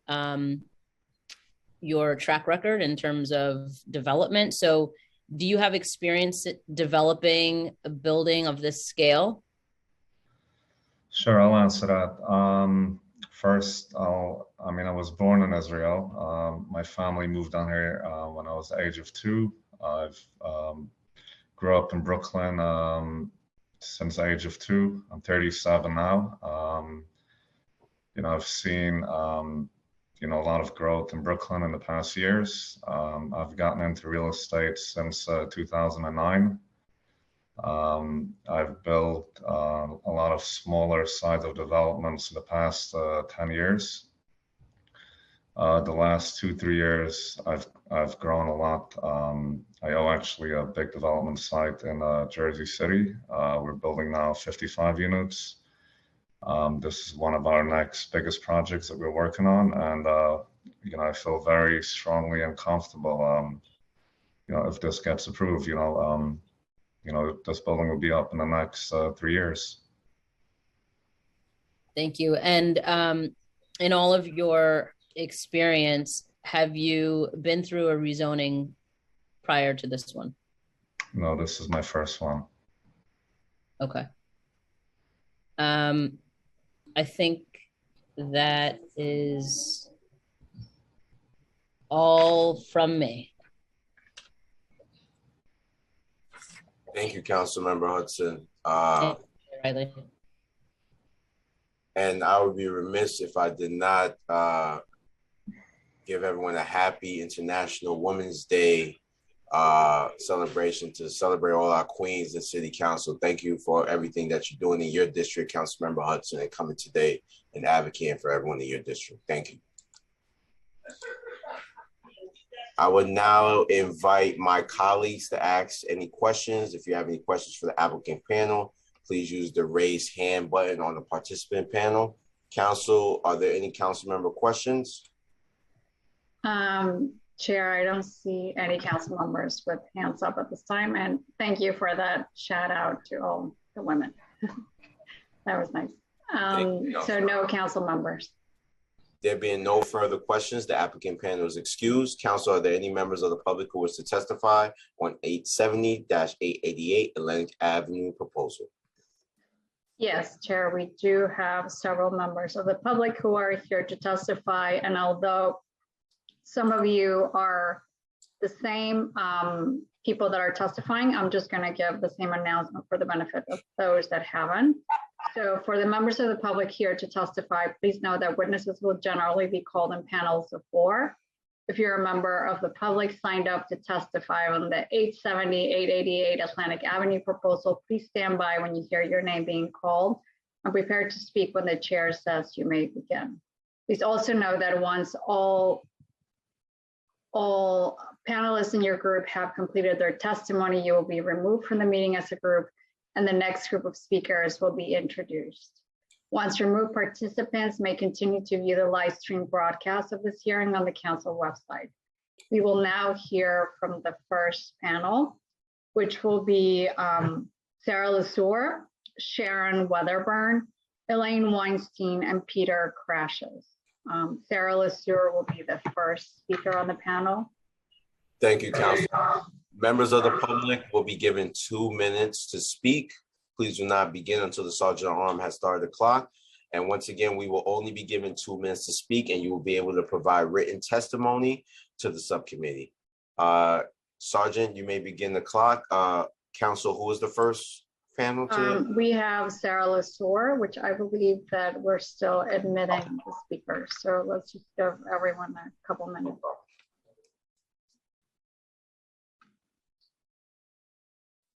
And once again, testimony can be emailed to landusetestimony@council.nyc.gov up to 72 hours after the end of the hearing.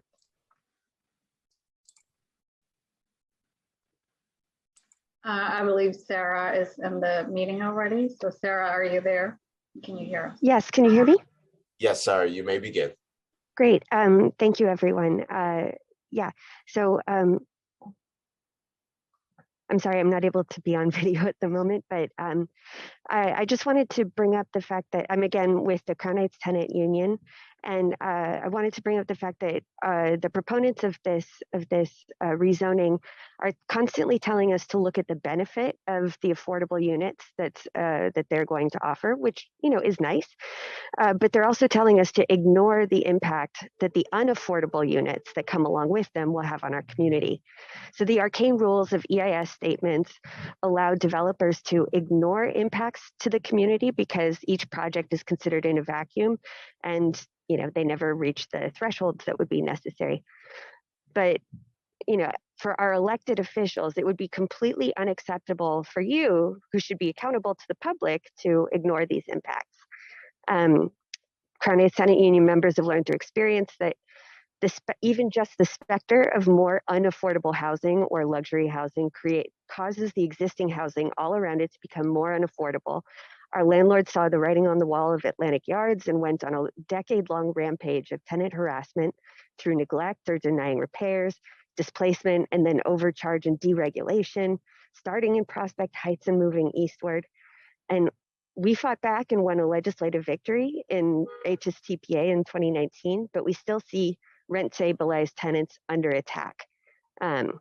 Rent-stabilized units are being warehoused or Frankensteined in hopes of condo conversion. Unregulated tenants are facing impossible rent increases. And this is all because our landlords are expecting the displacement in the neighborhood to continue. They're expecting the land values to keep rising, and they're expecting our electeds to do absolutely nothing about it.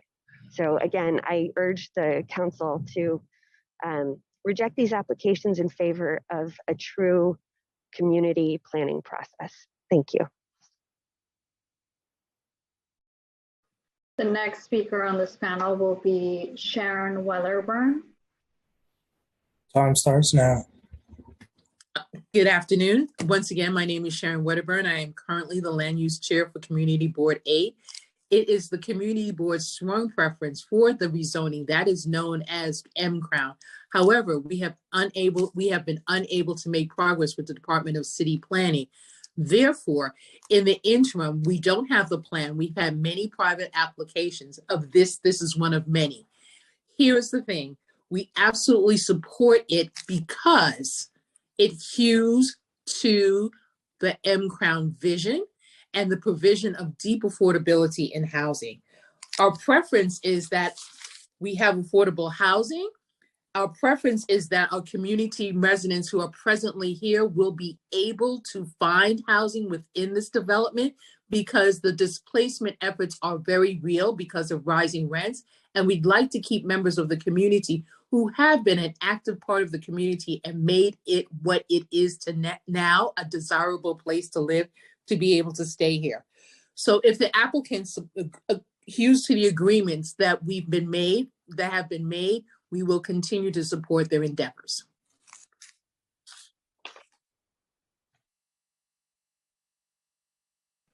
The next speaker will be Peter Crashes.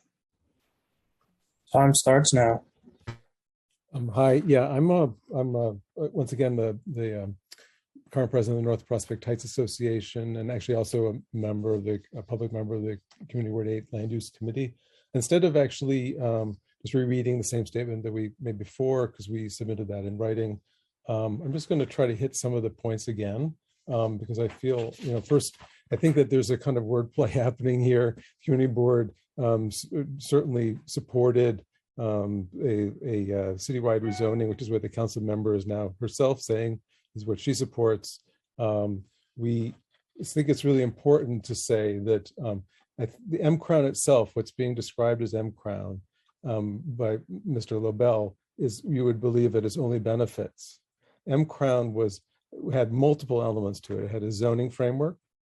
It had and it was, most importantly, it was a neighborhood-wide plan.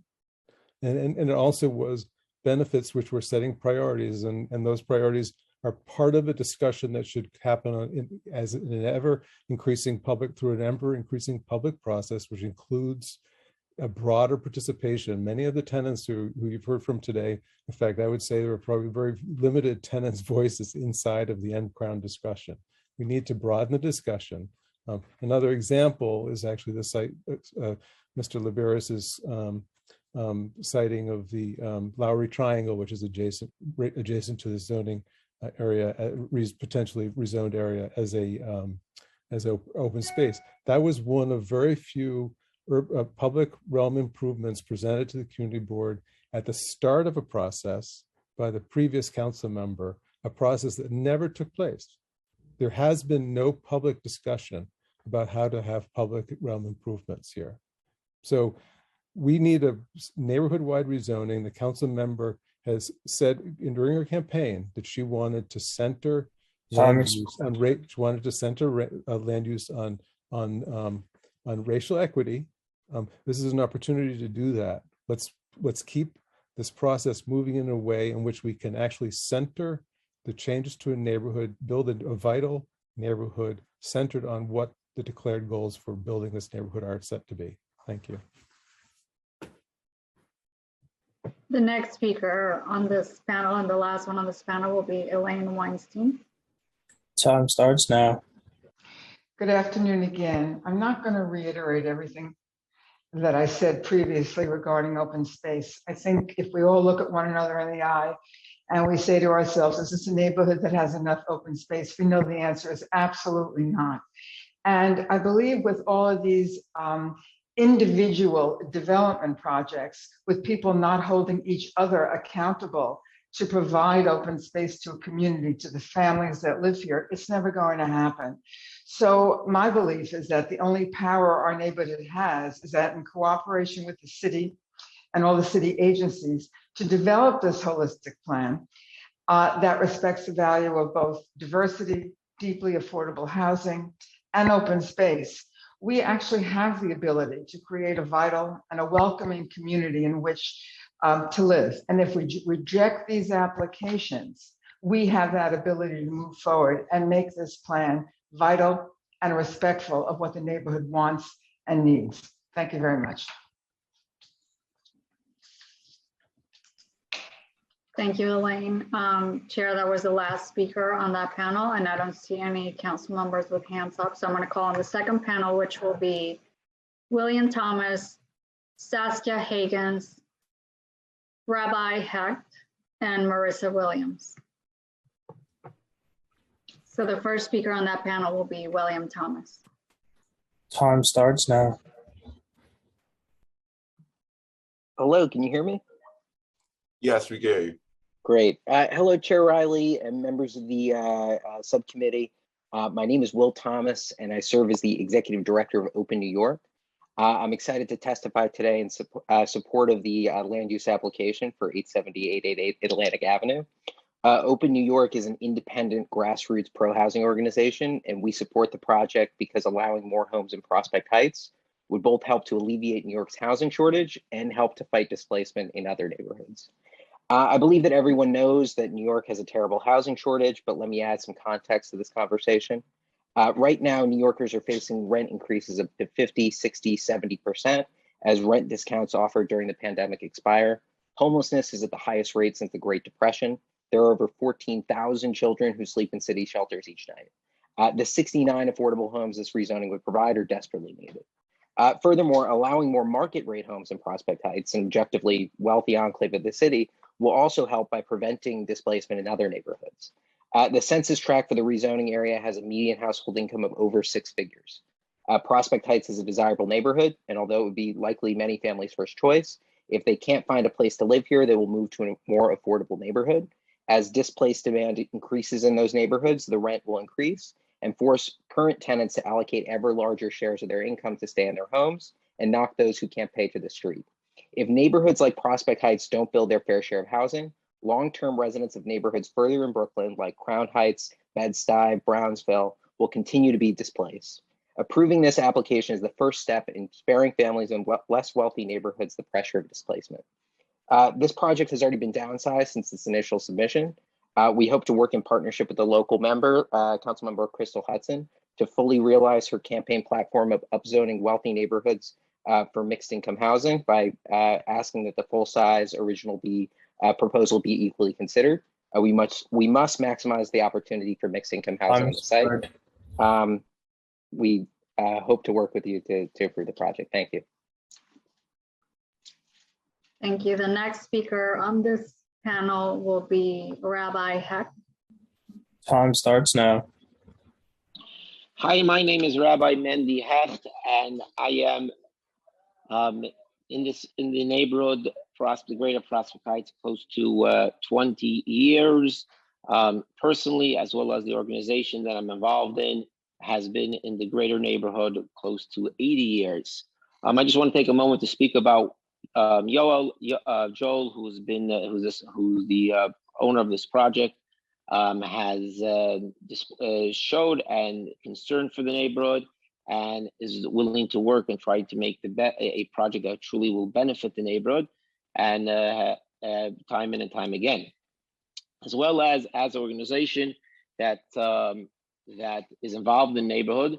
Our organization, although we are a Jewish organization, but those that are familiar with the Chabad and specifically in Prospect Heights, and also generally is one that takes as concern for all our neighbors. We specifically have 5 schools in the greater Prospect Heights, Brownstone, Brooklyn area, which preschools which help working families have their children being taken care of, and have both Jews and non-Jews who truly enjoy our program, as well as the Chabad has many different programs, between 80 educational and humanitarian programs that this facility will help the greater Prospect Heights, maybe for people with disabilities, maybe for the youth and teen lounges, maybe for after school programming. Therefore, I truly think that this project will be something that will enhance the neighborhood, lend itself to truly make it a great area. I know I was speaking a little bit with the developer. He has planned for a green area on the Underhill area, so I think there's something that could address many of the issues. I thank you. I appreciate your support, and shout out to our councilwoman, Crystal Hudson. Great job. Thank you. The next speaker will be Saskia Higgins. Time starts now. Thank you. My name is Saskia Higgins, and I'm the Vice Chair of the Prospect Heights Neighborhood Development Council, or PHNDC. We are concerned about housing displacement and market pressures on housing and affordable rents. Census data over the last 10 years shows that the increase in the population of Prospect Heights consistently surpasses the increase in the number of housing units. Meanwhile, the neighborhood population has become less diverse. First and foremost, PHNDC supports a neighborhood-wide rezoning as contemplated in CB8's M-Crown proposal. We believe that M-Crown is the best strategy to attain the stated desires of the Prospect Heights community for an equitable and logical development of areas historically zoned as low-density manufacturing districts, which would preserve diversity, avoid displacement, and encourage the creation of well-paying quality jobs for residents without a college degree. We share the community board's frustration with the lack of progress on the implementation of M-Crown by DCP. However, we also recognize that the applicant's proposal presents an opportunity to approve such private application in a manner that is consistent with M-Crown. As such, in lieu of the C6 3A district proposed by the applicant, PHNDC supports the rezoning of block 1122, lots 10, 11, 12, 14, 15, and 16 to a C6 2A district, with all lots mapped under MIH options 1 and 3. Additionally, our support is conditioned upon the applicant making a binding commitment with respect to the development site to restrict use of a minimum of 4,700 square feet of floor area to use groups 7B, 8B, 9A, 11, 16A, 16D, 17B, and 18A to offer the required affordable apartments under MIH option 3 and to limit building height to 15 stories. This is consistent with the second option outlined in CB8's letter to DCP dated November 24, 21, which accompanied the community board recommendation regarding the applicant's private application. Under the deep affordability MIH option 3, the applicant would create 42 permanently affordable apartments at an average of 40% of AMI. Time expired. Deeply affordable housing at the development site at 870 Atlantic will help promote social and economic diversity in Prospect Heights. We believe the applicant's proposed development, subject to the parameters set forth here, captures the sentiments behind and goals of M-Crown to address the need for more affordable housing and more living wage jobs in Prospect Heights. Thank you. Thank you, Saskia. The next and last speaker on this panel is Marissa Williams. Time starts now. Good afternoon, Chair Riley and members of the committee. My name is Marissa Williams, and I'm a representative of 32BJ SEIU. I am here again on behalf of the members to express our strong support of this project.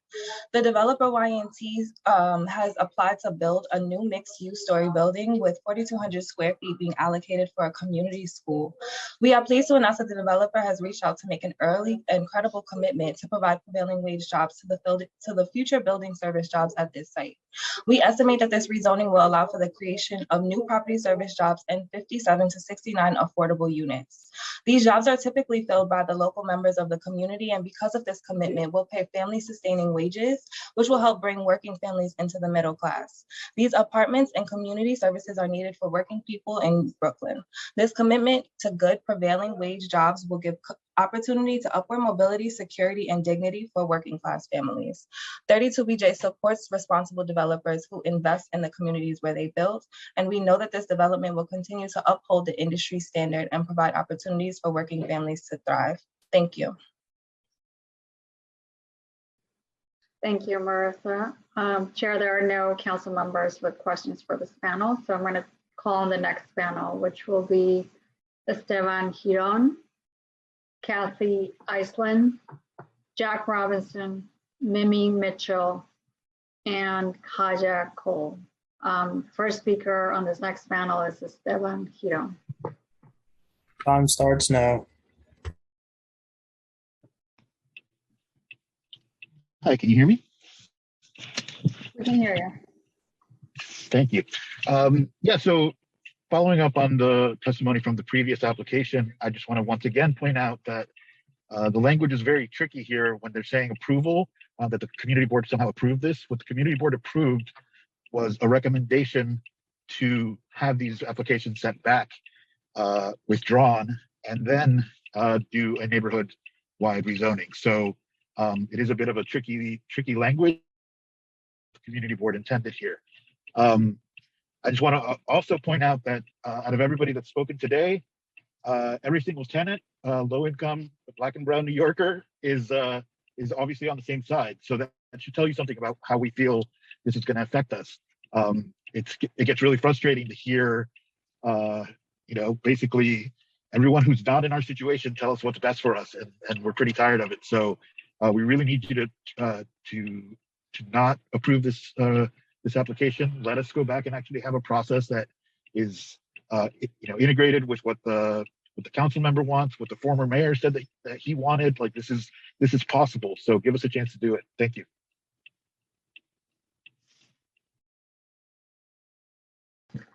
Thank you. The next speaker on this panel is Kathy Iceland. Time starts now. Hello, thank you for letting me speak again. Starting my video, sorry. I don't want to reread my statement that I read for the first application. I just would like to say that I too believe that this application should be rejected, not that it's not a good faith effort, as is the other application, and that the applicants haven't tried to work with us, with the community board and with DOT and DCP. That's very different than working with a whole community and listening to what the community really needs, as opposed to what DCP or the developers believe the community needs. And I'd also like to say, particularly in response to the Open New York gentleman, that it's clear that you don't live in our neighborhood if you can say that Prospect Heights hasn't done its share of developing new housing. We certainly have, and I think the council member understands that, as do other members of the Land Use Committee and the Community Board. And I would really urge the council to reject this application. Thank you very much.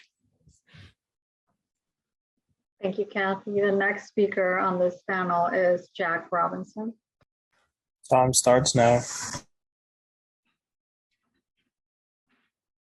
Hi, thank you for giving me the opportunity to speak again. It's Jack Robinson. I live at 1022 Pacific Street.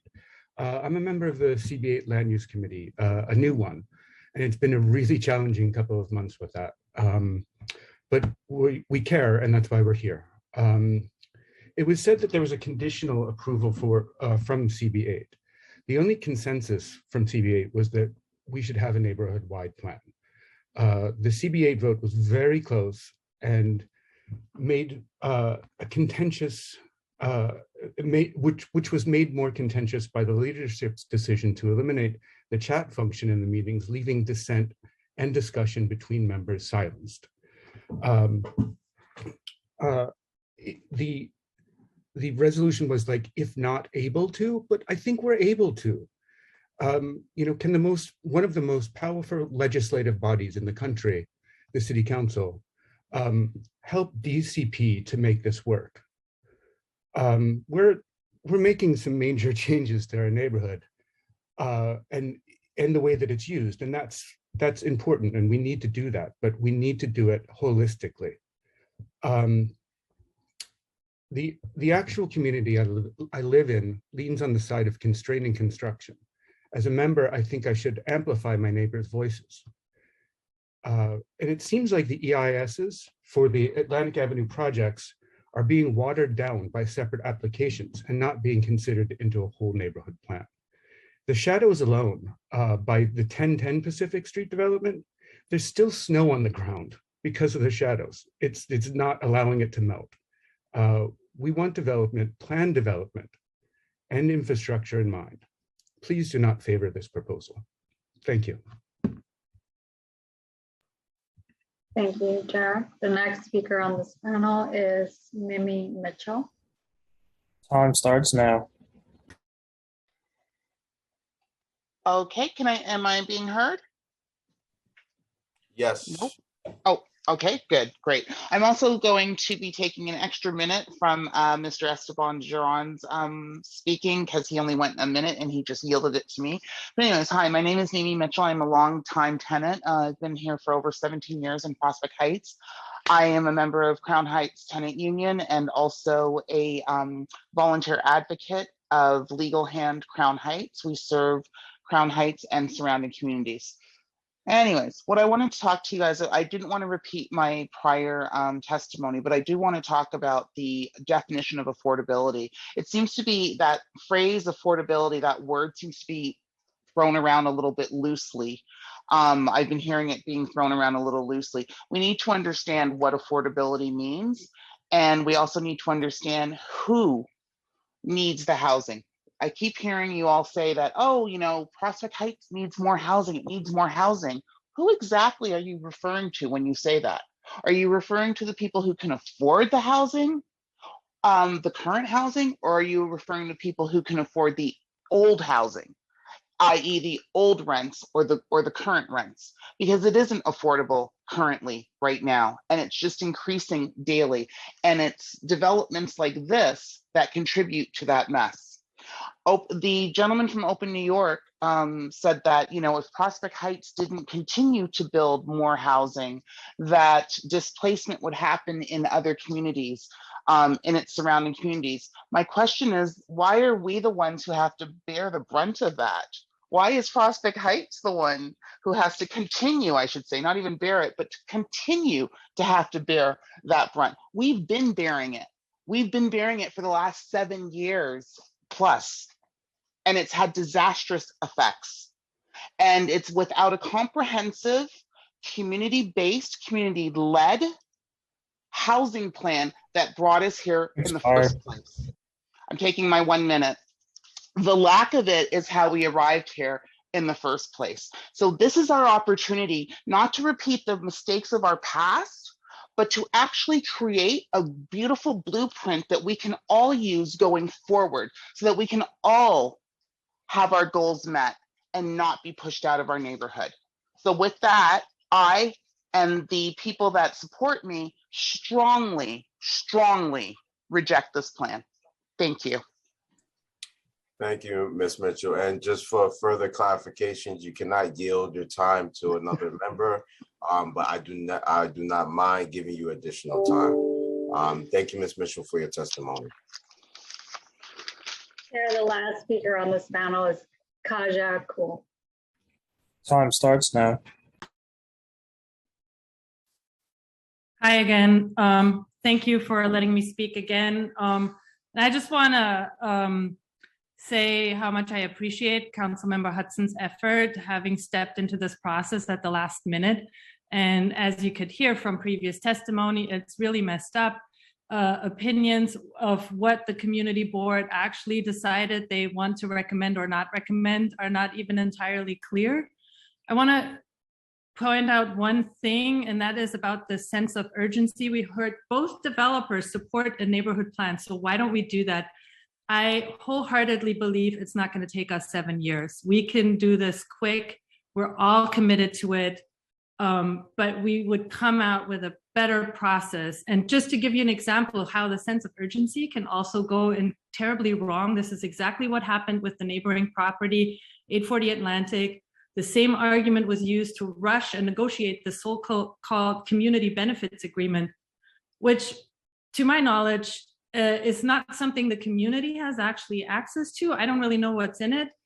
And as far as I know, the commercial tenant is litigating now harassment on that property. So who knows when these 27 affordable units that are being reserved for the community will actually be built. But we do know, or we can assume, that the 24 residents that live there now will be harassed out within the next couple of weeks and months. And we just heard this developer doesn't even own the property yet. How could he ever sign a restrictive declaration? I'm no legal expert, I don't know, but I really don't see why we need to rush this if this council member is really leading us into a more comprehensive process where everybody can have a voice. Thank you. Thank you, Kaya. Chair, I see no council members with questions for this panel, so I'm going to go ahead and call the next panel. The next panel will be Ankur Dalal, Reginald Bauman, Reverend W. DeHarka Robinson, James Neville, and Tim Dingman. So Ankur Dalal will be the first panel as soon as he's admitted. Time starts now.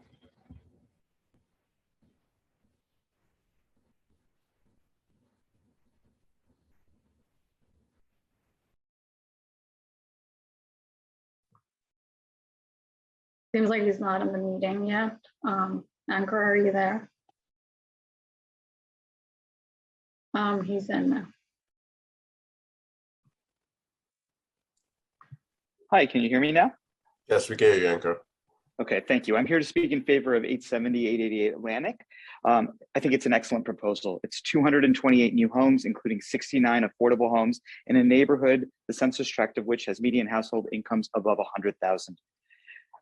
As the current zoning is industrial, not a single existing resident will be displaced by this rezoning. To the contrary, it is my belief, as I said before, that the only way to prevent displacement is to build new homes. If new homes aren't built here, the people who want to live here just won't disappear. They'll move further along the subway lines into Crown Heights, into Bed-Stuy, further into Brooklyn. New York City is growing quickly. We added 600,000 people in the last 10 years, and we need to build homes for these people. And if we make it illegal to build those homes, existing prices will only rise. Leaving things as is results in displacement. New affordable housing does not. The council member expressed concern that individual rezonings are being brought forward without a comprehensive rezoning for the community. While I am certainly happy to work with the community member and the community council member and the community board on a comprehensive plan, I don't think we should deny new housing until such a plan is approved.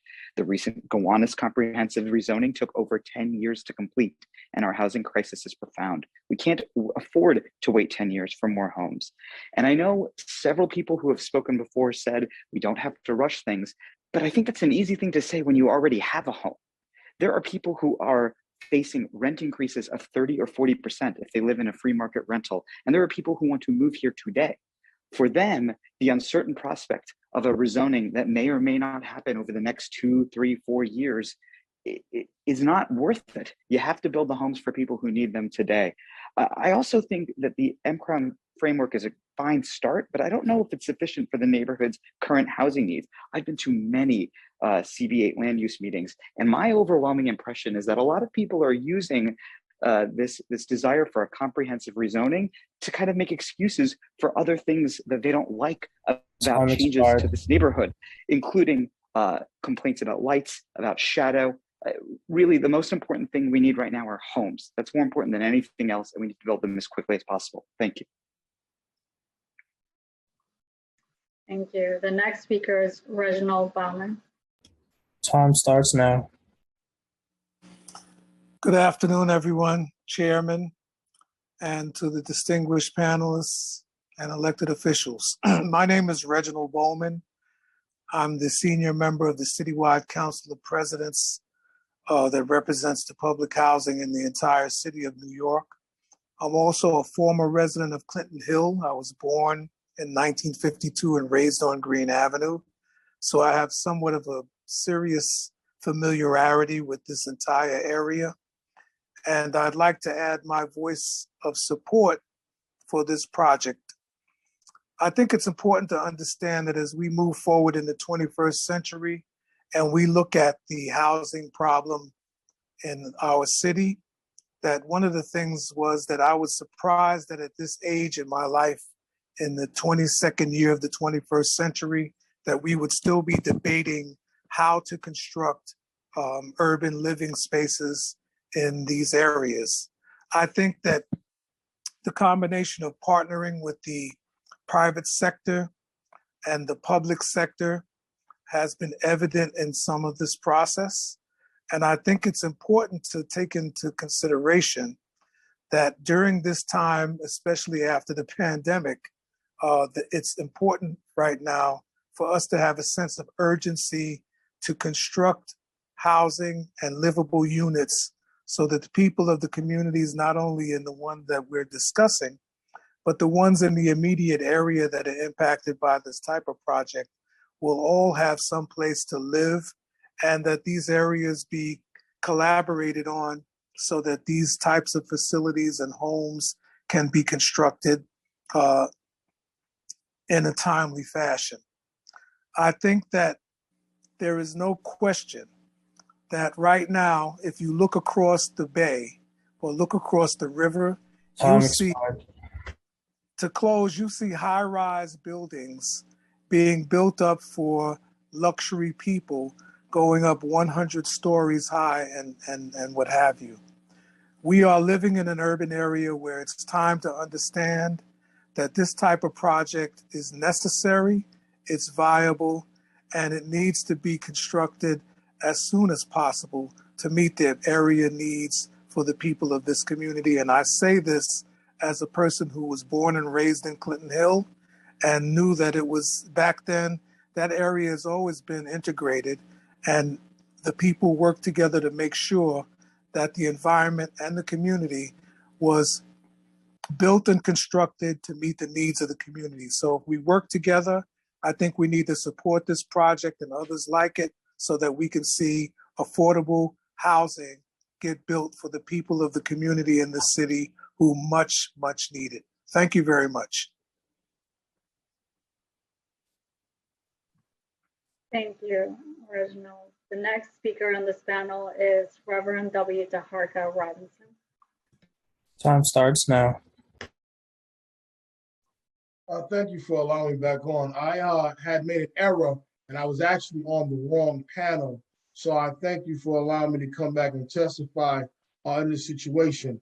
I'm the founder of the Brooklyn Anti-Violence Coalition, an organization that deals with crime and violence in the community. And we work very, very much in the Prospect Heights community within the 77th Precinct Community Council and along with Community Board number 8. We see a tremendous need as the neighborhood changes to have affordable housing. So I really would like for it to be into support of this. Atlantic Avenue needs to be upgraded as we travel back and forth through that corridor daily. There's constant a blight of not having enough affordable housing for community members. We have homelessness running up and down the street. I think that at this time, at this juncture, when we're looking at in a post-pandemic time, that affordable housing for all should be constructed in this community. I don't see the correlation of building affordable housing and individuals being displaced. I see the correlation of people having affordable housing and having a place to live. There are so many families that have been displaced in certain communities, even in this community. So this project is needed where it's going to provide over 60 affordable units for the community residents. And so we are in support of this and we ask you to approve it. Thank you for the time. Thank you, Chair. Thank you, Council members. Thank you, Reverend. The next speaker on this panel is James Neville. Time starts now.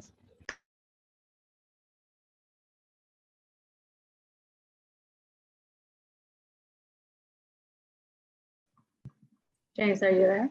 Yes, I'm here. All right. Oh, thank you, everyone.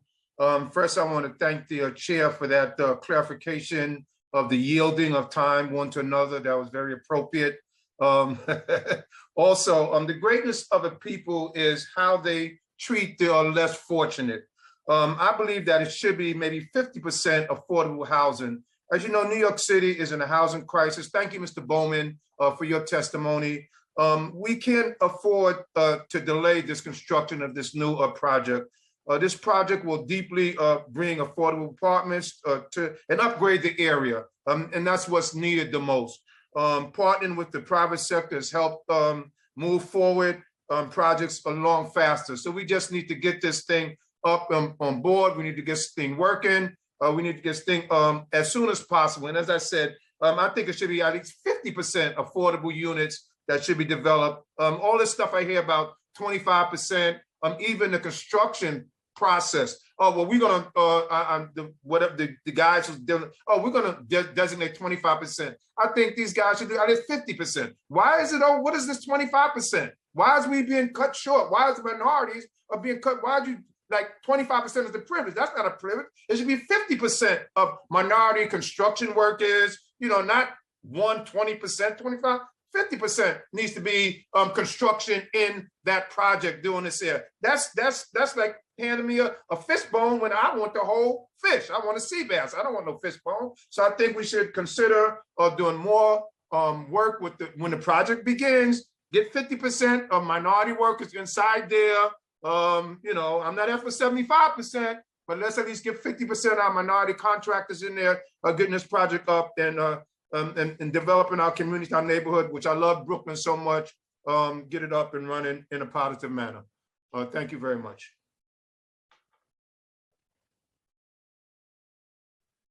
Thank you, James. The last speaker on this panel is Tim Dingman. Time starts now. Hi, everyone. I'm just a tenant in the neighborhood. I live in Clinton Hill at the corner of Claremont and Fulton, which is right up the street from the proposed development site. My wife and I just had a kid. We currently rent a 1-bedroom. We're looking at 2 beds for the summer when our lease comes due. And I think we're going to get priced out, honestly, because there's just way less housing than we need, especially I think in the higher number of bedrooms. But overall, as some other panelists pointed out, just way underbuilt compared to the number of people moving into the neighborhood. You know, I volunteered for Councilmember Hudson's campaign. I'm very excited that she won. You know, I'm doing Rep My Block. I'm very involved in the community here. I'd love to be able to stay. But again, I'm just afraid that my wife and my child and I are going to get priced out come June. And plus Atlantic Avenue, you know, I have not taken my child there yet. It's not a great place to be for most of it. The street improvements looked excellent. I would really value that for the community and also as a pedestrian and also a bike rider in the neighborhood. The more space that we can make safe for both of those activities would really appreciate. And just want to emphasize, yeah, we've got a housing shortage. We need to do our part in our community. Other neighborhoods also need to do their part. I'm not saying that our area is the only one that needs to take on more units. I was very excited to see NoHo Soho get upzoned. It's a citywide effort, but we do need to do our part, and I'd like to see that happen. Thanks, everyone. Thank you, Tim. Chair, that was the last speaker on that panel, and I see no council members with questions, so I'm going to call the last panel for this item, which will be made up of Nicole Lamu. Time starts now.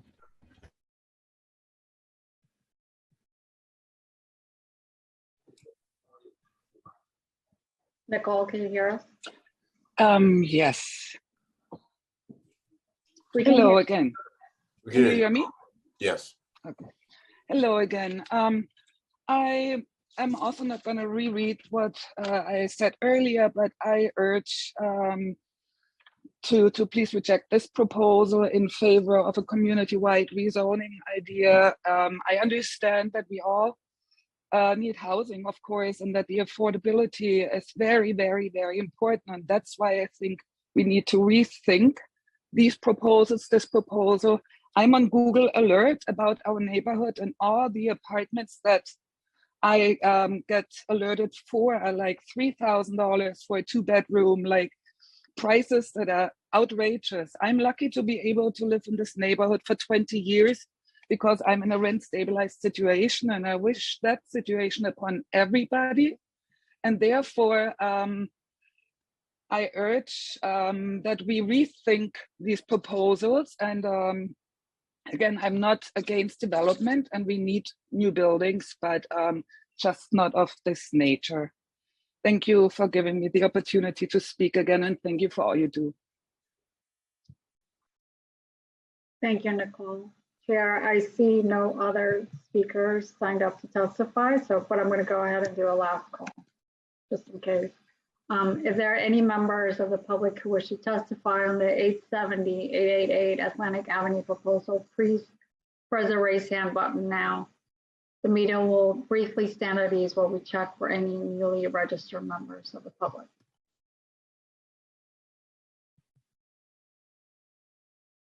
Looks like no one is raising their hand, Chair, so we can go ahead and close this hearing. There being no other members of the public who wish to testify on LUs 23, 24, and 25 relating to the 870-888 Atlantic Avenue proposal, the public hearing is now closed and the items are laid over. That concludes today's business. I would like to thank the members of the public, my colleagues, subcommittee counsel, land use, and other council staff, and the Sergeant at Arms participating in today's hearing. This meeting is hereby adjourned. Thank you, everyone.